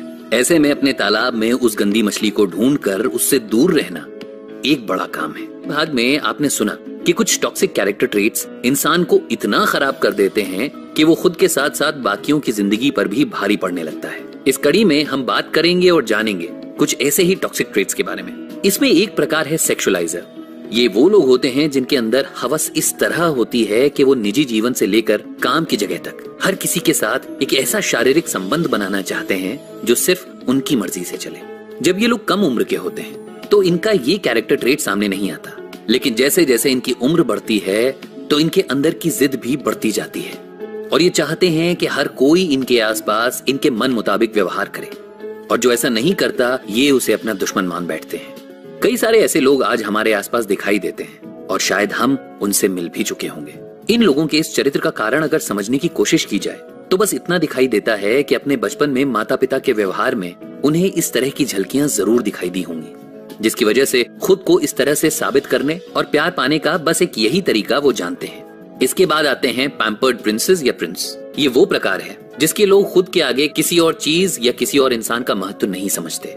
पहले तो इनका स्वभाव आपको एक बच्चे की तरह निश्चल लगेगा, लेकिन कुछ ही समय में इनकी जिद और अपने अलावा सबसे सहानुभूतिहीनता की ये सोच आपको परेशान करने लगेगी। इन लोगों के इस चरित्र निर्माण के पीछे भी बचपन में मिलने वाला जरूरत से ज्यादा प्यार और दुलार होता है और ये तब होता है जब माता पिता अपने बच्चों को न कुछ करने देते हैं न उन्हें अपना अच्छा बुरा समझना सिखाते हैं। ऐसे में ये होना तो स्वाभाविक है। इन लोगों को हमेशा खुश रखना बहुत मुश्किल है और अगर आप ऐसा कुछ कर भी लें तब भी आप अपने साथ गलत ही करते हैं, क्योंकि कोई भी किसी को हमेशा खुश रख सके ये संभव नहीं है। इसलिए जितने भी लोग इस तरह की आदतों को बढ़ावा देते हैं वो खुद को बिना वजह परेशानी में डालते हैं। अगला प्रकार है प्लीजर का, यानी वो लोग जिन्हें हमेशा आपने दूसरों के लिए अच्छा बोलते और सोचते हुए देखा होगा। हम इंसान अच्छे या बुरे हो सकते हैं, लेकिन हर परिस्थिति में सिर्फ अच्छा देखने और करने वाले थोड़ा शक पैदा करते हैं। इस प्रजाति पर लेखक यही कहते हैं कि इन लोगों में पैसिव अग्रेशन होता है, लेकिन बचपन से अपने परिवार और माता पिता के डर की वजह से ये अच्छे और खुश रहने का मुखौटा लगाकर घूमते हैं। अपने आप को खुल के पेश कर पाने के अभाव में ये लोग इस तरह से अपने आप को ढाल लेते हैं कि कोई भी इनके अंदर चल रहे द्वंद को नहीं समझ पाता। ऐसे लोगों से खास तौर पर बचने की कोशिश करनी चाहिए, इसलिए क्योंकि आगे जाकर ये अपने हिसाब से कोई भी बड़ा कदम उठा सकते हैं। इनमें झूठ बोलने और बातें छुपाने की आदत जरूर होती है। इसके बाद आते हैं द सेवियर। इन लोगों की दूसरों की मदद करने की एक अलग ही आदत होती है। वैसे तो हम ऐसे लोगों को गलत नहीं समझ पाते, लेकिन इनको पहचानने का एक आसान रास्ता ये है कि इनकी अच्छाई 2 या 3 बार के बाद आपको खटकने लगती है, और विशेषकर जब आप मदद लेने के बाद खुद से काम करने की सोचते हैं, तब इनको ये विचार कहीं भी संतुष्टि नहीं देता है, और तब ये जोर जबरदस्ती से आपकी मदद करने लगते हैं, बातों को अपने हिसाब से मोड़ने लगते हैं और आपके जीवन में दखल देने लगते हैं।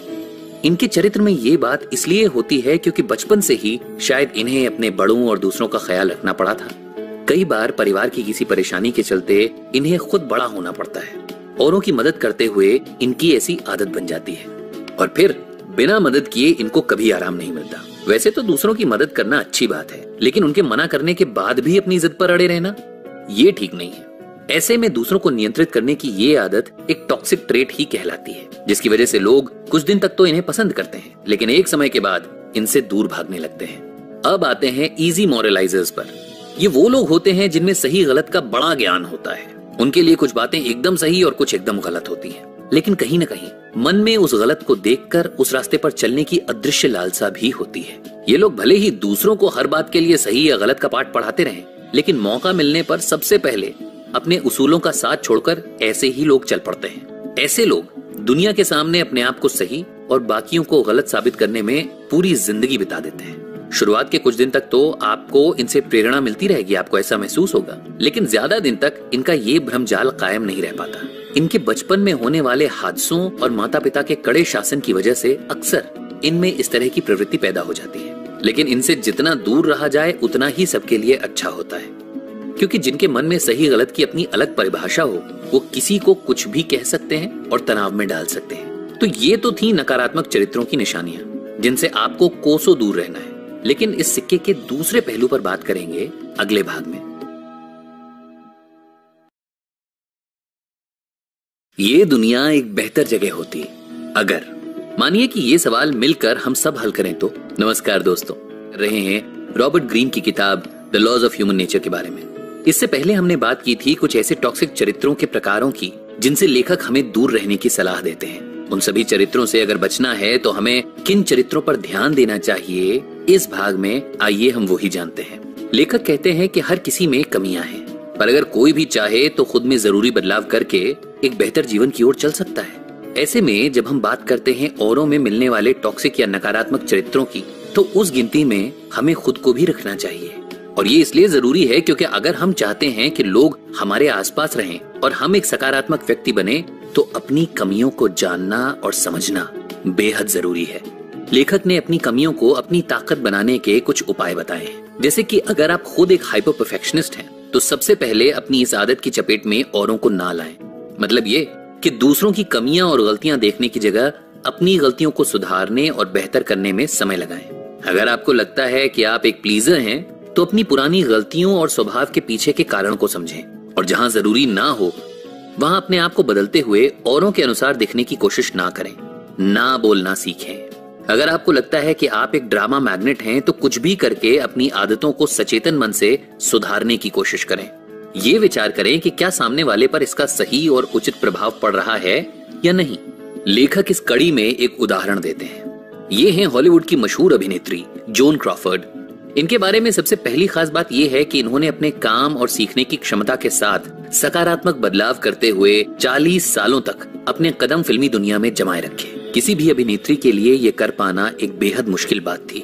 वैसे तो आप सुनकर कहेंगे कि आखिर मेहनत से कोई भी कुछ भी पा सकता है, लेकिन कहानी का सिर्फ एक यही पहलू नहीं है। जोन ने अपने जीवन में जो कुछ देखा था, उसके बाद ये उनकी हिम्मत और सकारात्मक चरित्र ही थे जिन्होंने उन्हें उनके असल मकाम तक पहुंचाया। बचपन में उनके पिता ने उन्हें और उनके परिवार को छोड़ दिया था, जिसके बाद उनकी माँ उन्हें रोज मारती और सजा देती। सौतेले पिता से जो थोड़ा बहुत प्यार मिलता भी था, वो भी एक दिन अचानक से खत्म हो गया, क्योंकि वो भी उन लोगों को अकेला छोड़कर चले गए। जब तक जोन ये सब समझ पाती, तब तक उनका बचपन धोखे, दुख और तकलीफ में गुजर चुका था। अब वो फिल्मों में काम करने के लिए आई, लेकिन इतने घाव जिसके जीवन में होते हैं, वो बुरी तरह टूट कर बिखर जाता है और कमजोर होता है। जोन के भी शुरुआती दिन कुछ ऐसे ही बीते, लेकिन उनमें खुद को बेहतर बनाने की एक इच्छा थी, एक लालसा थी। वो जब भी काम करती, पूरी मेहनत और शिद्दत से करती। एक पिता की कमी उन्हें हमेशा खलती थी, और शायद यही कारण था कि वो जब भी किसी फिल्म निर्देशक के साथ काम करती, वो उन्हें अपना पिता समझकर अपने काम को इतना अच्छा करने की कोशिश करती कि उनसे एक भावनात्मक तौर पर वो जुड़ जाती। बाकियों की तरह वो अपने आप को कुछ और दिखाने की कोशिश नहीं करती, बल्कि उनमें अपने साथ हुए अन्याय और बुरे बर्ताव को दिखाने और लोगों के समक्ष रखने की हिम्मत थी। उनके जैसी सभी महिलाएं उनके किरदारों से खुद को जोड़ पाती और यहीं से उनकी सफलता की शुरुआत हुई। जिस दिन हम खुद को जैसे हैं वैसे ही स्वीकारते हैं, बस ठीक इसके बाद हमारे लिए खुद को बदलना और बेहतर बनाना आसान हो जाता है। लेखक के अनुसार अगर आप खुद को लोगों के बीच लाना चाहते हैं और उनके मन में आपको जानने और समझने की एक इच्छा है, तो गलत तरीकों से कोशिश करने से बेहतर है कि आप 3 ऐसी चीजें करें जिनसे लोग अपने आप आपकी ओर खींचे चले आएं। ये इसलिए जरूरी है क्योंकि आज भीड़ इतनी बढ़ चुकी है, आबादी इतनी ज्यादा हो गई है कि आपकी आवाज कहीं न कहीं डूब चुकी है। इतने सारे लोग जो अपनी बात कहते हैं, तो उनमें खुद को सुनाने की कोई तो ऐसी समझ और तकनीक होनी चाहिए जिससे आप खुद को उस भीड़ से अलग रख सकें। ऐसे में ज्यादा जरूरी है कि आप थोड़ा सा अपने व्यवहार को समझना मुश्किल बनाएं, या यूं कहें कि सबके लिए इतने प्रस्तुत न रहें कि वो आपको हल्के में लेने लगे। हम इंसानों में एक सिंड्रोम होता है जिसके अनुसार हम कभी भी आसानी से मिलने वाले या जो हमारे पास है उस चीज से खुश ना रहने वाले होते हैं। तो अगर हम खुद थोड़ा ऐसे ही बनने की कोशिश करें तो हम अपने आप को बेहतर पेश कर पाएंगे। इसके बाद आता है कंपटीशन, यानी कि अगर किन्हीं 2 चीजों के बीच में होड़ हो तो सब उनको पाना चाहते हैं या उनके पीछे भागने का प्रयास करने लगते हैं। यही उपाय आप अपने जीवन में भी इस्तेमाल कर सकते हैं। अगर इस दुनिया में आपको दूसरों की नजर में बने रहना है तो आपको रोज कुछ नया और अलग करने की कोशिश करनी पड़ेगी। डिजिटल मीडिया के जमाने में आप ये बेहतर समझ सकते हैं कि वायरल होने के लिए किसी को भी समय समय पर नई चीजें करते रहना पड़ता है ताकि वो अपनी जगह पर बने रहें। इन सभी तरीकों को सोच समझकर और एक सामंजस्य बनाकर ही प्रयोग करें। कुछ हद तक इनका उपयोग आपकी मदद कर सकता है। इस भाग में आपने जो कुछ भी सुना उसे अपने जीवन में अपनाएं और अपने अनुभव हमारे साथ जरूर बांटें। बाकी अगले भाग में कुछ और नए गुणों को सुनने के लिए बने रहें हमारे साथ। इस किताब में बात की गई है उस सोच के बारे में जो हमारे स्वभाव को बनाती या बिगाड़ती है। लेखक के अनुसार ये हमारा सिर्फ आज में जीते हुए छोटे समय के लक्ष्यों पर निर्भरता है जिसने हमें बड़ी चीजों से और बड़े फायदों से वंचित करके रखा है। उनका कहना है कि हम जितनी बार भी सिर्फ आज और आज के समय में होने वाली बात को सोचते हैं, उतनी बार हम गलत निर्णय लेने का जोखिम उठाते हैं।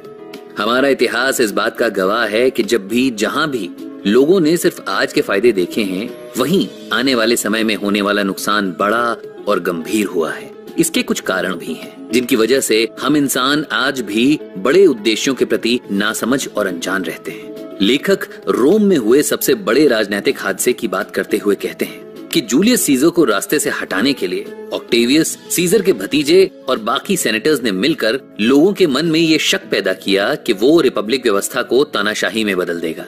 लोग भी इस बात को बिना सोचे विचारे मान गए और सीजर को बीच सेनेट मौत के घाट उतार दिया गया।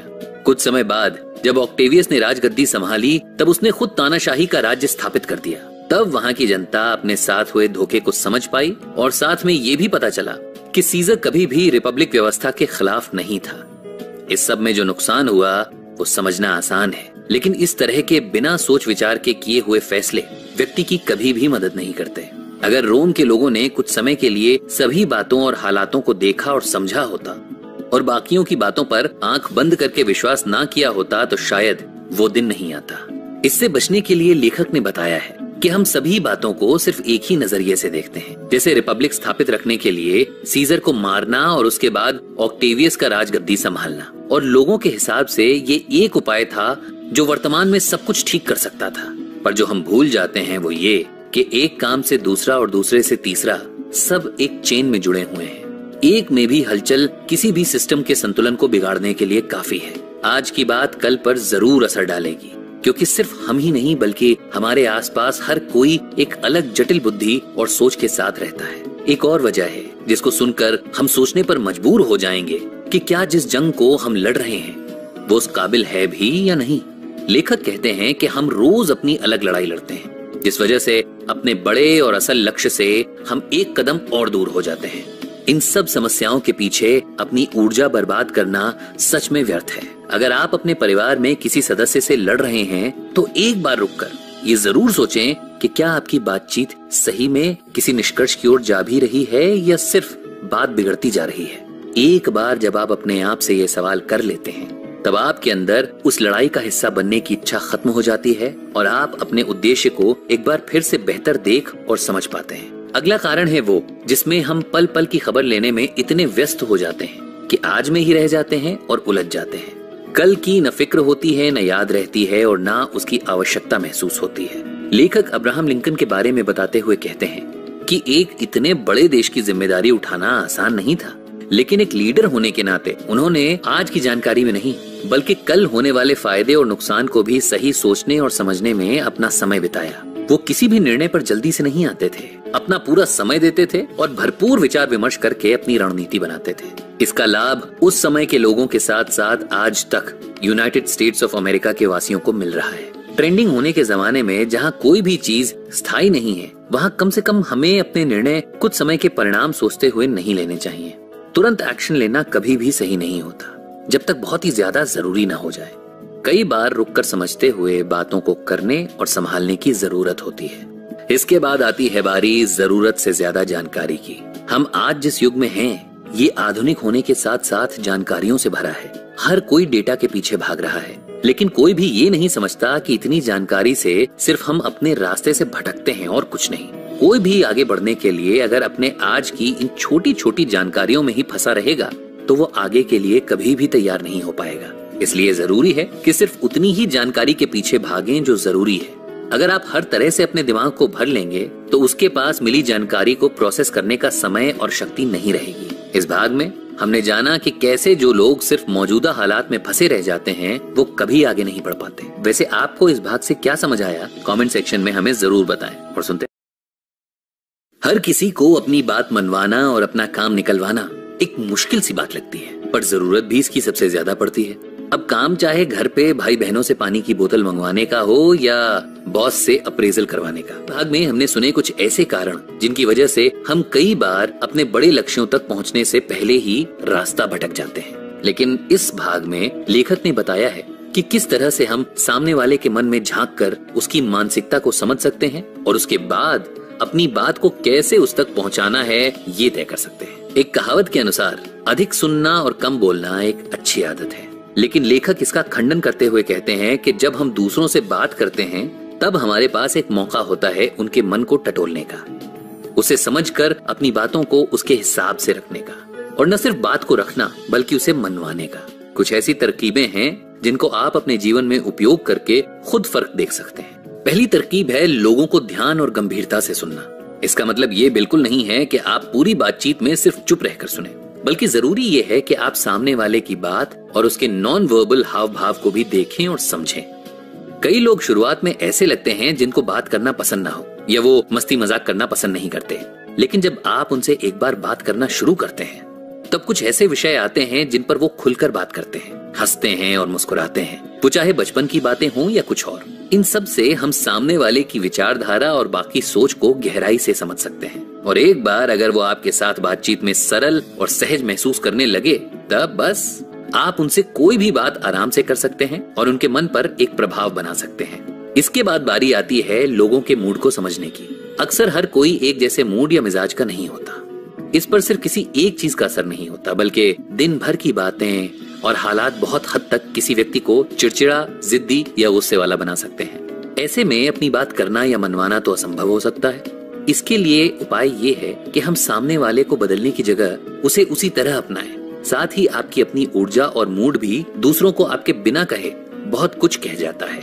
इसलिए अगर आप किसी से खुले दिल से मुस्कुरा कर मिलते हैं तो आपके बिना बोले ही वो आपकी भावना को समझ सकते हैं और उसके अनुसार आपकी बात को सुनते हैं। इसलिए कभी भी दूसरों से कुछ भी कहने से पहले खुद को अच्छे मूड में रखना सीखें। अगली तरकीब है सामने वाले को कभी भी ये महसूस न होने दें कि वो आपसे कम है या आपको उनकी बात पर भरोसा नहीं है। ये भावना सबसे जल्दी लोगों को नाराज करती है और उन्हें लगता है कि सामने वाला उनकी बुद्धि को कम आंक रहा है।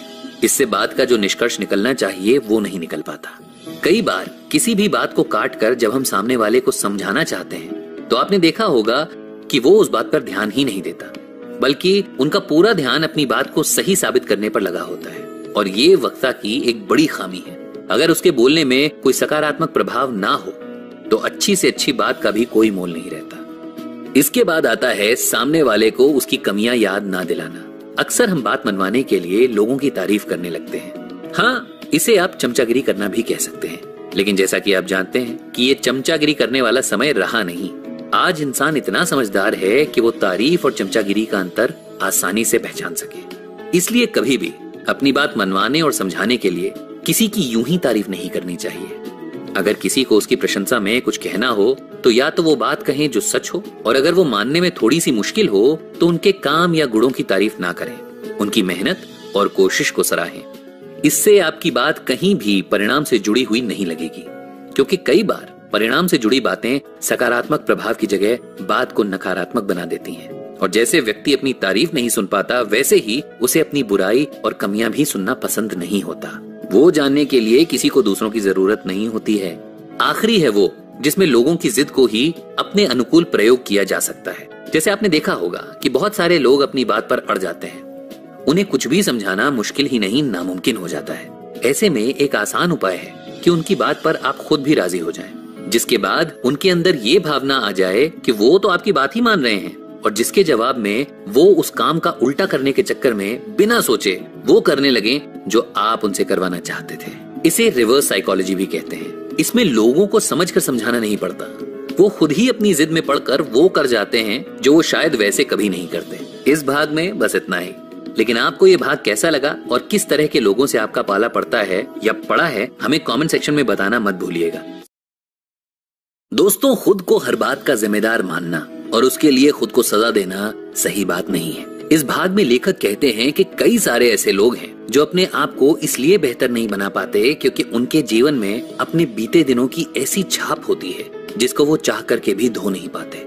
उनके बचपन के दिन या उनकी बढ़ती उम्र के साथ मिलने वाले तजुर्बे उनको ऐसा बना देते हैं कि उनकी अपनी जिंदगी के प्रति सोच नकारात्मक बन जाती है। इस तरह के लोग न सिर्फ अपना बल्कि अपने से जुड़े हर एक व्यक्ति का तिरस्कार करते हैं और उनको इस हद तक त्रस्त कर देते हैं कि वो अंत में अकेले ही रह जाते हैं।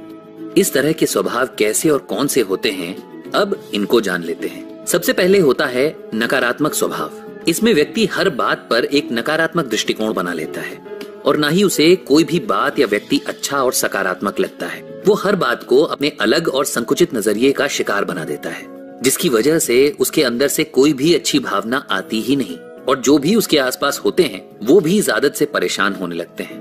अगर आपको लगता है कि आपके आसपास कोई भी व्यक्ति ये व्यवहार करता है तो उससे दूरी बनाना ही समझदारी है। इसके बाद आते हैं होस्टाइल एटीट्यूड पर। ये वो नजरिया है जो किसी भी इंसान को हर बात में अपने लिए खतरा और बुराई ही दिखाता है।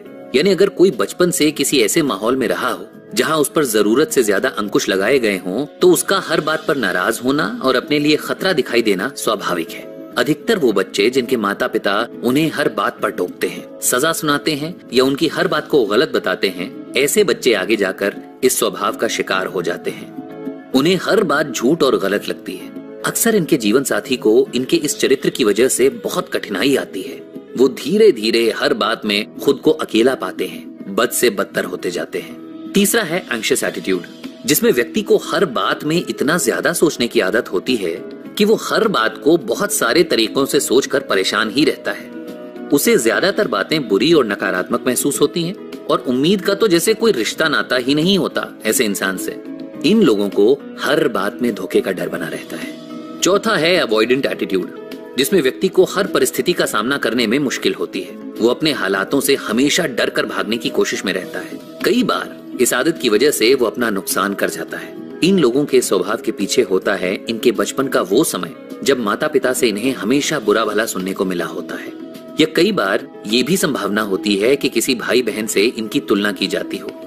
ऐसे में खुद पर भरोसा इतना कम हो जाता है कि व्यक्ति किसी भी काम को पूरा करने से पहले ही हार मान लेता है और खुद को कम समझना उसके लिए इकलौता उपाय होता है।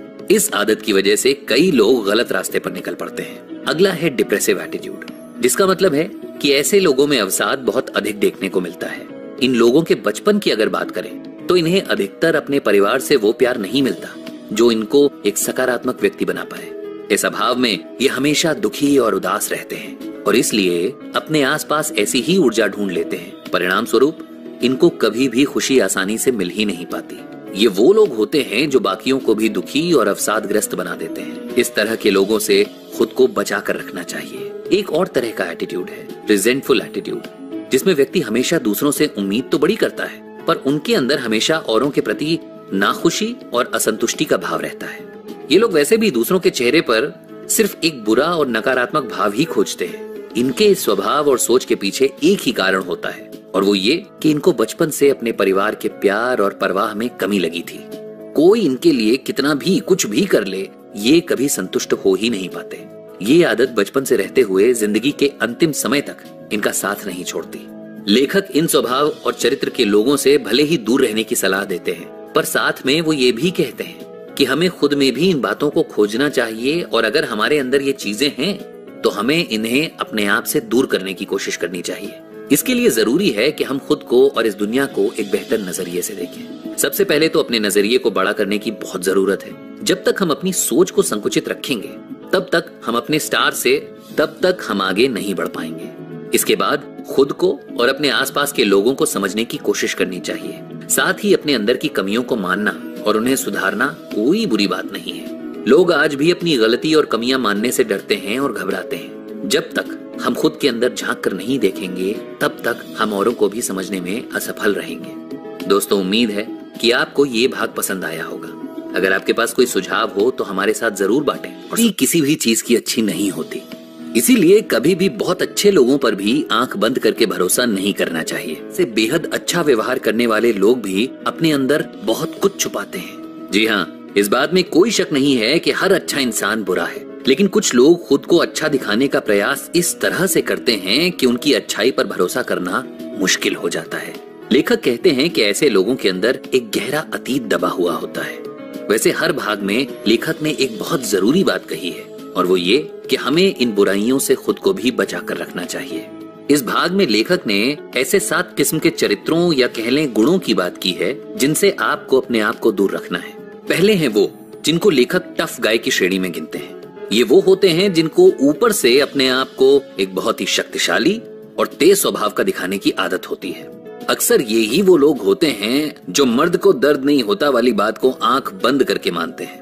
पर अगर इनके इस व्यवहार के पीछे छुपा सच जानने की कोशिश की जाए तो पता चलेगा कि ये अंदर से बेहद नर्म और भावुक होते हैं। लेकिन अगर कभी किसी के सामने अपने इस रूप में आ जाएं, तो ये डर जाते हैं और अपने पुराने स्वभाव को दिखाने की ही कोशिश करते हैं। दूसरे हैं वो जिनको लेखक सेंट बुलाते हैं। ये वो होते हैं जिनको हमेशा से अच्छाई का दिखावा करना पसंद होता है, पर इनके अंदर दूसरों के प्रति ऐसी कोई भावना वास्तविकता में होती ही नहीं है। इन लोगों में ताकत और सत्ता का एक अलग नशा होता है, मगर ये सच दुनिया के सामने आने नहीं देते और इसलिए हमेशा एक अच्छाई का मुखौटा पहने रहते हैं। इसके बाद आते हैं पैसिव चार्मर्स, जिनके अंदर एक अलग सी कोशिश होती है।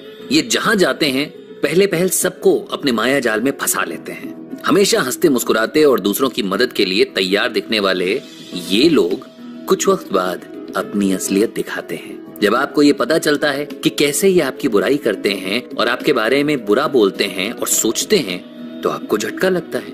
इनके इस स्वभाव से इनको पहचानना मुश्किल तो है, पर अगर आप कुछ बातों पर शुरू से ध्यान दें तो आपको इनके बारे में कुछ अंदाजा जरूर हो सकता है। अगला नंबर है फैनेटिक्स का, जो किसी भी हाल में बड़ी बड़ी बातें करके दुनिया में बदलाव लाने की बात करते हैं, लेकिन असल में ये अपनी खामियों और कमियों को छुपाने की कोशिश करते रहते हैं। इसके बाद आते हैं रिजिड रैशनलिस्ट्स।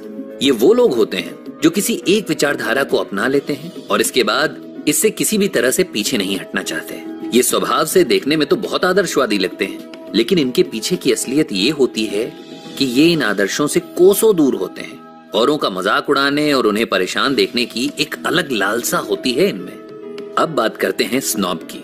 ये वो लोग होते हैं जो अपने आप को बहुत पारंगत और पहुंचा हुआ दिखाने की कोशिश करते हैं, लेकिन इनमें ये सारे गुण सिर्फ दिखावे और तारीफ के लिए होते हैं। इनकी जानकारी का स्रोत इनका काम होता है और ये उसे बढ़ा चढ़ाकर दिखाने की कोशिश में औरों को कम समझने की भूल किया करते हैं। इसलिए इन जैसे लोगों से अपने आप की तुलना कभी ना करें।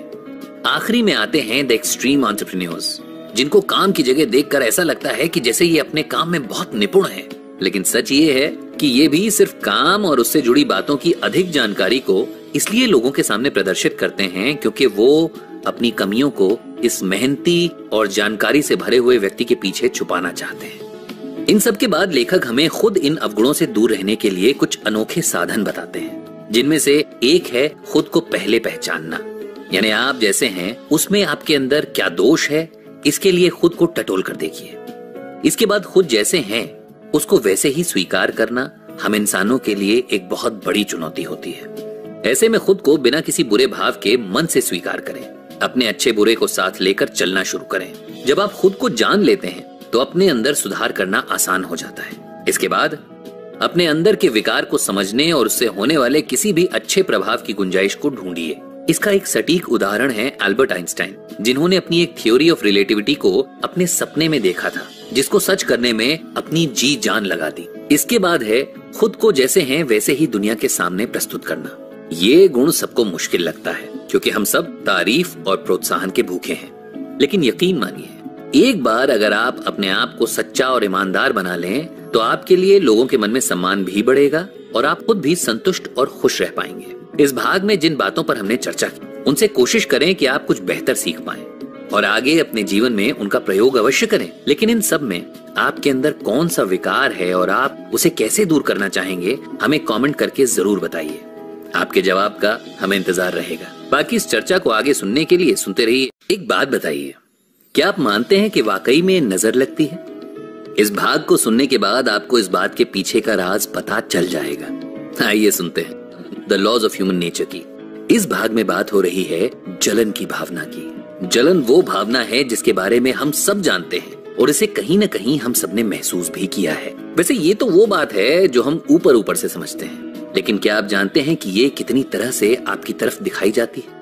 ये बिल्कुल सच है कि लोग जलन से भुगतते हैं, और ऐसा इसलिए क्योंकि एक दूसरे की सफलता और खुशी इंसान को कमजोर करती है। वो जो खुद नहीं पा सकते उसे देखकर सामने वाले से जलन, ईर्ष्या और कुढ़ना कोई असंभव बात नहीं है। लेकिन कई ऐसी बातें होती हैं जिन्हें हम वैसे तो नजरअंदाज करते हैं, पर लेखक के अनुसार हमारा ये जानना भी जरूरी है कि जलन के चलते लोगों का या हमारा अपना व्यवहार किस प्रकार सामने आता है। जैसे पहला है लोगों की आंख। सुनने में थोड़ा अजीब सा लगता है, पर यकीन मानिए ये आपके सामने होता है। कुछ 3 सेकंड तक अगर आप किसी के चेहरे को देखें तो उसकी आंखों में आपको बदलाव नजर आएगा और उसकी नाक भी फूली हुई लगेगी, चेहरे पर एक खिंचाव दिखाई देगा और उसके तुरंत बाद वो इंसान आपको एक दिखावे वाली हंसी भी दिखाएगा। अब इतना देखकर तो कोई भी समझ सकता है कि ये भाव जलन की ओर इशारा करते हैं, इसलिए अपने देखने की आदत को थोड़ा और मजबूत करना जरूरी है। इसके बाद आते हैं वो लोग जो जलन में ऐसी बातें सीधा बोलते हैं जिससे आपको बुरा लगे। ये इसलिए आपसे आपकी गलतियां या कमियां नहीं बताते ताकि कहीं आप इनमें सुधार न कर लें, बल्कि इनका उद्देश्य ये होता है कि आपकी कमी जग जाहिर हो जाए और सबके सामने आपका मजाक बने ताकि आपको नीचा दिखाया जा सके। और इसलिए इनकी बातें भी तीर की तरह तेज होती हैं और उनमें कटाक्ष के अंश दिखाई देते हैं।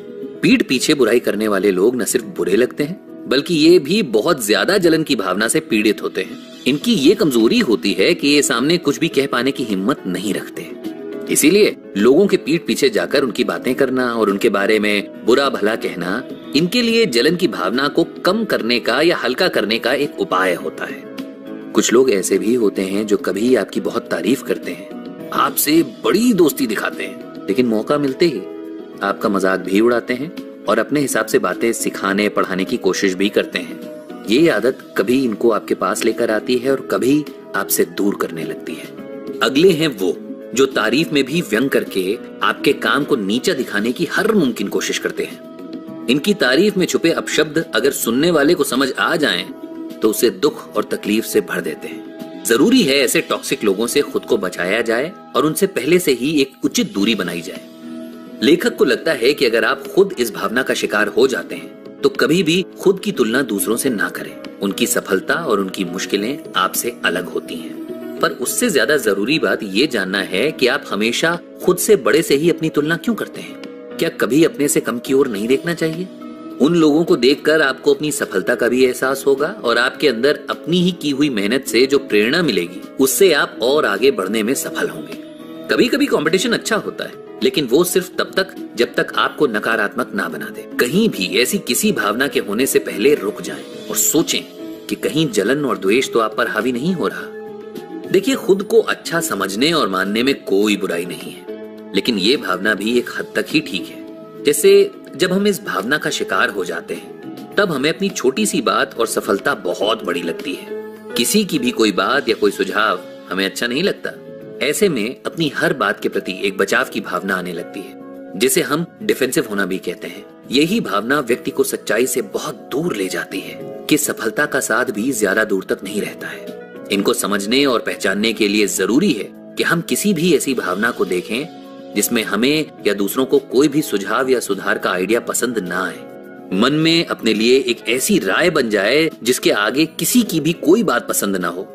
और जब आपको ये पता चले तो इस भावना से खुद को बचाने के लिए खुद के काम की खुद ही निंदा करना सीखें। अपनी कमियां और बुराइयां खुद देखें और अपने किसी भी अच्छे काम को समाज से जोड़ें और उसके उत्थान के बारे में सोचें।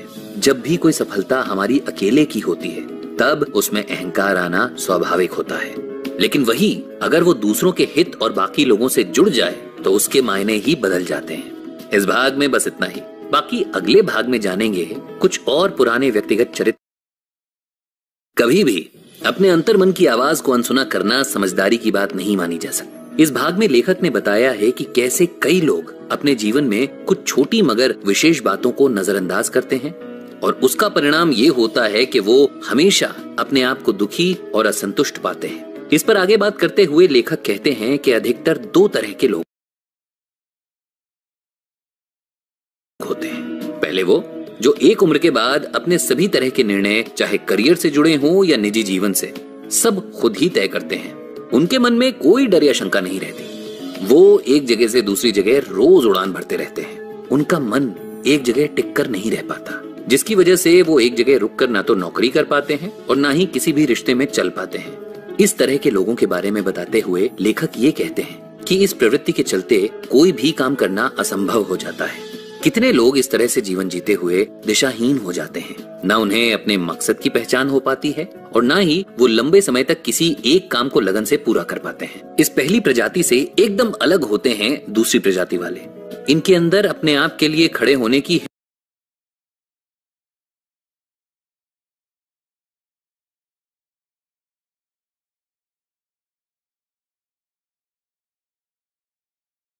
नहीं होती।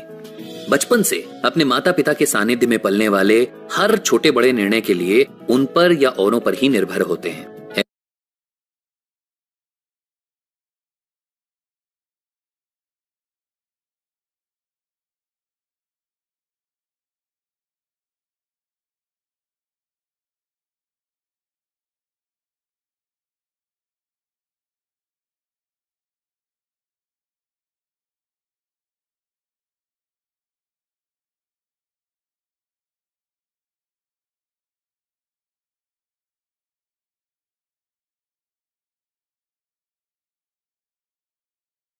ऐसे में वो कुछ नया या अनोखा नहीं करना चाहते, बल्कि उनको सिर्फ प्रैक्टिकल और लॉजिकल बातें ही समझ आती हैं। अब दोनों ही बातों को अगर आप समझ कर देखें तो एक संतुलन की कमी नजर आती है। ये इसलिए क्योंकि ना ही सिर्फ अकेले अपने मन की करनी चाहिए और ना ही दूसरों के मन की। सलाह और परामर्श की जरूरत सबको पड़ती है। इसके साथ ही लेखक एक और महत्वपूर्ण बात कहते हैं जिसका सीधा संबंध हम सबसे है। उनके अनुसार अगर कोई अपने जीवन के उद्देश्य को समझ ले तो उसका बिना बात यहाँ वहां भटकना बंद हो सकता है। इस भाग में लेखक ने जेंडर के विषय में बताते हुए कहा है कि पुरुष और स्त्री भले ही एक ही सिक्के के दो पहलू हों, लेकिन कोई भी इस सच को मानने के लिए तैयार नहीं है। अक्सर हम समाज द्वारा दी गई परिभाषा के चलते अपने अंदर ऐसे बदलाव ले आते हैं कि उनको पार करके आगे देखने की हिम्मत ही नहीं जुटा पाते। इसको समझने के लिए लेखक ने एक उदाहरण देते हुए बताया है कि कैसे एक लड़का अपने बचपन में माता के व्यवहार और सोच से प्रभावित होते हुए अपने अंदर वही छवि बना लेता है जो उसकी माँ ने अपने जीवन में चाही हो। उसी तरह से एक बेटी अपने पिता के प्रेम और उसके जीवन की इच्छाओं को अपना लेती है और उसका स्वभाव और चरित्र उसी तरह से बनने लगता है। लेकिन बात अभी भी वही है कि अपने अंदर की नारी या पुरुष को जगाने में ये भी किसी भी तरह से सक्षम नहीं होते। यानी कई बार ये अपने माता पिता की गलतियां या इच्छाएं मन में दबाकर उसी के अनुसार अपने जीवन साथी से व्यवहार करते हैं, जिसके परिणाम ज्यादातर अच्छे नहीं होते। इसलिए कोशिश करनी चाहिए कि हर हाल में अपने अंदर की महिला या पुरुष को ना दबाएं और खुद की पहचान करें। किसी का खालीपन लेकर खुद को भरने की कोशिश व्यर्थ है। इससे ना तो आपको सहायता मिलती है और ना ही आपके साथी को। जो तीसरा पहलू लेखक ने चुना है वो है हमारे अंदर की विशेषता, जिसको लेकर हम अनजान रहते हैं या शायद उसे ढूंढने की कोशिश नहीं करते। इसके बारे में लेखक कहते हैं कि हम जब भी एक समूह में होते हैं तब हम अपने आसपास के लोगों और उनकी बातों को प्रधानता देते हैं, जिसकी वजह से कई बार हमें वो चीजें करनी पड़ती हैं जिन्हें हम करने से बचते हैं। इसे आजकल की भाषा में हम पीयर प्रेशर भी कह सकते हैं। बस इस तरह की किसी भी चीज में जब हम फंस जाते हैं तब हम अपने अंदर की उसे खास बात को भी भूल जाते हैं जो हमें औरों से अलग बनाती है। ये कहना गलत नहीं है कि हर इंसान में कुछ न कुछ छुपा होता है, जरूरत है तो बस उसे ढूंढने की। अगर कोई भी किसी के दबाव में अपने स्वभाव के खिलाफ कुछ भी करेगा तो उसे नुकसान होना निश्चित है। इस आदत को हम कई बार सही साबित करने की कोशिश में लग जाते हैं, लेकिन जरा सोच कर देखिए, गलत को आप किसी भी तरह से सही साबित तो कर देंगे, लेकिन उससे आप कहीं भी कुछ भी बेहतर नहीं कर पाएंगे। इस मुश्किल को हल करने के लिए लेखक ने एक उपाय बताया है, जिसके अनुसार आप खुद को जागरूक करके अंदरूनी और बाहरी रूप से इस समस्या का सामना करने के लायक बन सकते हैं। इस भाग में लेखक ने हमें कुछ ऐसी बातें बताई जिनमें हमारी सजगता और कोशिश हमें एक बेहतर लक्ष्य और जीवन जीने में सहायक हो सकती है। अगर हम अपने अंदर छुपे इन गुणों और अवगुणों को समय रहते पहचान लें और उनके लिए आज से ही कोशिश में लग जाएं, तो ये हमारे अपने हित में होगा। दोस्तों, क्या आपके साथ भी कभी ऐसा हुआ है कि आपको औरों की वजह से अपना मन मारकर कुछ भी अपने स्वभाव और सोच के विपरीत करना पड़ा हो? अगर ऐसा है तो कमेंट सेक्शन में चर्चा कर रहे हैं वो है रॉबर्ट ग्रीन की लिखी the laws of human nature. इस किताब में मानव चरित्र और स्वभाव पर विस्तार से बात करते हुए लेखक ने उन सभी पहलुओं की बात की है जिनसे हम इंसानों का कोई न कोई संबंध जरूर होता है। इसमें से इस भाग में जिस पर बात होने वाली है वो है हमारे अंदर बसने वाली विरोधाभास की भावना। कई बार हम किसी से बिना किसी वजह से प्यार करते हैं और उनका सम्मान करते हैं, वहीं किसी दूसरे से बेहद नफरत। अब एक साथ एक ही मन में अलग अलग भावनाएं आना थोड़ा अजीब भी है और थोड़ा रहस्यमय भी। तो आइए इस भाग में सबसे पहले जानते हैं इस विषय को और भी बेहतर तरीके से। लेखक कहते हैं कि कभी भी आप अगर अपने काम की जगह या समाज में देखें तो आपको एक नेता की जरूरत महसूस होती है। आपको किसी का आपके ऊपर चढ़कर बोलना भी अच्छा नहीं लगता। ऐसा इसलिए क्योंकि अपने अंदर की कमियों को छुपाने और सही करने में हमें एक व्यक्ति की सहायता और साथ की जरूरत महसूस होती है। लेकिन इसके विपरीत हमारे अंदर एक और भावना तेज हो जाती है और वो है सत्ता और सत्ताधारियों के विरोध की। इसके पीछे भी हमारे बचपन को जोड़ा जा सकता है। सोचिए कि जब हम बड़े हो जाते हैं तो हमें अपने बचपन के दिन क्यों याद आते हैं? क्योंकि हमारे माता पिता द्वारा दिए गए स्नेह और प्यार को जब भी हम याद करते हैं वो हमारे जीवन का सबसे बेहतरीन समय हो जाता है। लेकिन अपने दिल से पूछिए कि क्या उस समय कभी भी आपकी अपने माता पिता से कोई लड़ाई या मनमुटाव नहीं हुआ है? ठीक उसी तरह से अगर आपको अपने बचपन में उतना प्यार नहीं मिला तो भले ही आपको वो समय अपने जीवन का सबसे अच्छा समय ना लगता हो, लेकिन इसके बावजूद भी आपने उस समय अपने माता पिता से प्यार और स्नेह पाने के लिए कोशिशें बहुत की होंगी। हमेशा मन में ये भी आया होगा कि शायद हम में ही कोई कमी है जिसकी वजह से हमें वो प्यार नहीं मिलता। इन सब बातों से आप ये निष्कर्ष जरूर निकाल सकते हैं कि अथॉरिटी यानी हक और जिम्मेदारी में एक बहुत हल्की सी रेखा होती है जो कभी भी पार हो जाने पर आपको कमजोर कर सकती है। इसीलिए अपनी अथॉरिटी को ध्यान में रखते हुए एक ऐसा वातावरण बनाएं कि सब लोग आपके साथ आपके काम और उससे जुड़े हुए फैसलों की वजह से हों, वरना कोई आपको कभी भी धोखा दे सकता है। इन सभी चुनौतियों का सामना करने के लिए हम एक नेतृत्व को ऐसे समझें कि जब भी हम लीडर बने तो सबसे पहले एक मजबूत और अच्छी सोच हमारे साथ हो, जिसके साथ हम दूर की सोच पाएं, क्योंकि अपने बारे में चिंता करने वाले कभी भी किसी का भी नेतृत्व करने लायक नहीं होते। इसका मतलब ये है कि सिर्फ छोटे लक्ष्य को देखकर आप कभी भी लोगों के मन में अपनी जगह नहीं बना सकते। दूसरा, जिन लोगों का आप नेतृत्व कर रहे हैं उनका समर्थन मान लेने से नहीं होगा। आपकी सोच में जो हो जरूरी नहीं है कि वो भी सच ही हो, इसलिए कभी भी अपने व्यवहार को कठोर और अहंकारी ना बनाएं।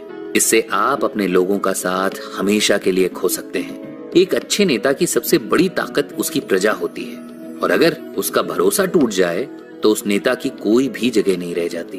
कई लोग अच्छे व्यवहार को कमजोर व्यवहार समझ लेते हैं। इसका मतलब ये है कि उनके निर्णय और उनकी ताकत सब लोगों के आचार विचार के साथ बदलते हैं, जिस कारण लोग उन्हें कभी भी गंभीरता से नहीं लेते। अब आप बताइए कि क्या कमजोर होने में और अच्छे स्वभाव में कोई अंतर नहीं है? चलिए अब बात करते हैं इन बातों को अपने अंदर लाने की, जिसमें लेखक ने 3 ऐसी बातें बताई हैं जिनका पालन करने से हम अपने अंदर सकारात्मक बदलाव ला सकते हैं। पहला है अपने आसपास देखना और समझना। इसमें आपको ज्यादा कुछ नहीं करना, बस अपने घर में माता या पिता में से किसकी चलती थी और क्यों, ये याद कर लीजिए। अगर जवाब आए कि आप किसी डर की वजह से किसी एक से प्रभावित थे, तो चिंता ना करें, बल्कि अपने जीवन में आने वाले उन लोगों को याद करिए जिनसे आप कभी बहुत प्रभावित हुए थे, जिनको आपने गुरु ही मान लिया था। अब इन लोगों में ऐसा क्या खास या अलग था जो आप इनकी ओर खींचे चले गए? जब एक बार ये उत्तर मिल जाए, तब बढ़िए अगले कदम की ओर। इसमें आपको अपने आचरण और व्यवहार पर ध्यान देना होगा। यानी जो भी लोग आपके साथ हैं, क्या वो सच में आपकी बात समझ रहे हैं, या आप उनसे किस तरह से बात करते हैं? क्या आपको उनके मुस्कुराने और आपसे बात करने के पीछे कुछ नकारात्मक सा महसूस होता है या नहीं? अगर आप अपने स्वभाव में दोष देखें, जहां आप रोज सबसे लड़ते और नाराज होते रहते हैं, तो सबसे पहले अपनी इस आदत को बदलिए। इसके बाद ये समझिए कि हम जिस नजर से शासक को देखते हैं, क्या वो सच में वैसे ही हैं, या ये उनके काम की जिम्मेदारी है जिसकी वजह से वो बाकियों से अलग हैं। कुछ ऐसे नाम हैं जिन्होंने बड़ा जबरदस्त नेतृत्व किया। उनका नाम लोग सालों साल पूरे सम्मान के साथ लेते हैं, जैसे मार्टिन लूथर किंग जूनियर, जिनके काम की बात सब करते हैं क्योंकि उनका नेतृत्व भी इतना प्रभावशाली था कि लोग आज भी उन्हें याद करके गर्व से अपने इतिहास को दोहराते हैं। उम्मीद है आपको ये भाग जरूर पसंद आया होगा। आपको इससे क्या नया समझने को मिला, हमें कमेंट सेक्शन में जरूर बताएं। हर कहानी का अंत तय होता है, जैसे इस चर्चा का अंत, और इस अंत से होगी एक नई शुरुआत जो सिर्फ आपको करनी है। आगे में हम सुनेंगे जीवन से जुड़ी कुछ और जरूरी बातें, जिनको लेखक ने इस उद्देश्य से लिखा है कि शायद हम उनसे अपने आप को अपने आसपास के लोगों में रहने वाले गुणों और अवगुणों से परिचित करा पाएंगे। सबसे पहले भाग की शुरुआत में लेखक ने बताया है कि हमें अपने दोस्तों और दुश्मनों की पहचान करनी आनी चाहिए। आज अधिकतर लोग सोशल मीडिया के जमाने में लोगों को समझना और पहचानना भूल चुके हैं। हम अक्सर वही देखते हैं जो हम देखना चाहते हैं, और ये हमारे लिए बहुत नुकसानदायक है। कई सारे लोग अपने दिल की बात अपने अंदर ही छुपा लेते हैं, जिसकी वजह से वो हमें अपने जाल में फंसा लेते हैं और हम इस झूठ और धोखे के चक्रव्यूह को कभी भेद ही नहीं पाते। कुछ लोग इस काम को करने में एक अलग तरीका लगाते हैं, यानी ऊपर से उनकी बातें आपको इतनी आकर्षक लगेंगी, लेकिन उनके अंदर छल और कपट भरा होता है। उनकी नीयत साफ नहीं होती, लेकिन उनके समझाने का तरीका ऐसा होगा कि सबको एक बार में पसंद आ जाएगा। ऐसे लोगों से सावधान रहना बेहद जरूरी है। कुछ तो अपने हाव भाव और बातों से इस काम को अंजाम देते हैं, लेकिन कुछ जोर जबरदस्ती से। उनका तरीका आपको पसंद ना भी आए, फिर भी वो अपनी बात पर ऐसे अड़ जाते हैं कि आपके पास उनकी बात मानने के अलावा और कोई विकल्प होता ही नहीं है। इन बातों में आपको सजग होने की जरूरत है। किसी भी तरह से अपने बीते हुए अनुभवों को याद करें और साथ ही किसी भी तरह के अलग व्यवहार के लिए तुरंत ऐसे लोगों से दूरी बनाएं।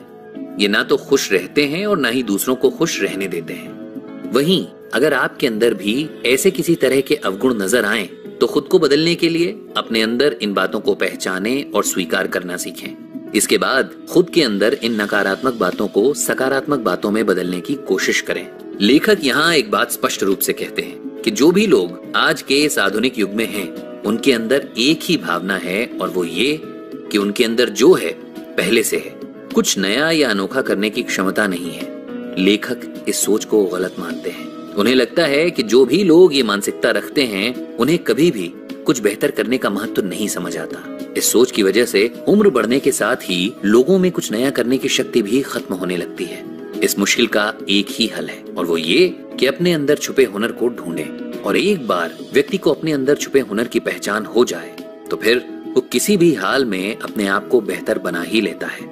इसके साथ उसमें जिंदा दिली और उम्मीद भी कायम हो जाती है। एक बच्चे को जितना अपने बारे में पता होता है, उतना ही हमें भी जानने की जरूरत है, क्योंकि कई बार जब हम अपने अंदर जोश और ललक को पैदा करते हैं, तभी हम कुछ अनोखा और नया कर पाते हैं। कोई भी पुराने मापदंड के अनुसार चलते हुए कुछ भी नया नहीं कर सकता है।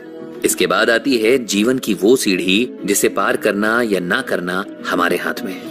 लेकिन अक्सर लोग इससे इतना डरते हैं कि जितना समय वो कुछ और कर सकते थे, उसे भी वो अपने हाथों से गंवा देते हैं।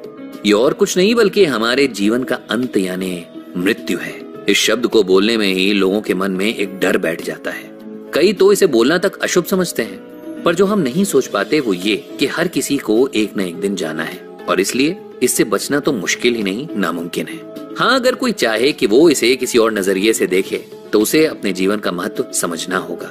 हम डरते इसलिए हैं क्योंकि हम अपने जीवन के दिनों को कम होते देखते हैं। पर अगर वही हमारे लिए एक प्रेरणा का स्रोत बन जाए तो हम अपने जीवन की दिशा ही बदल सकते हैं। इसको ऐसे समझें कि हमारे पास हर एक दिन कुछ नया और बेहतर करने का मौका है।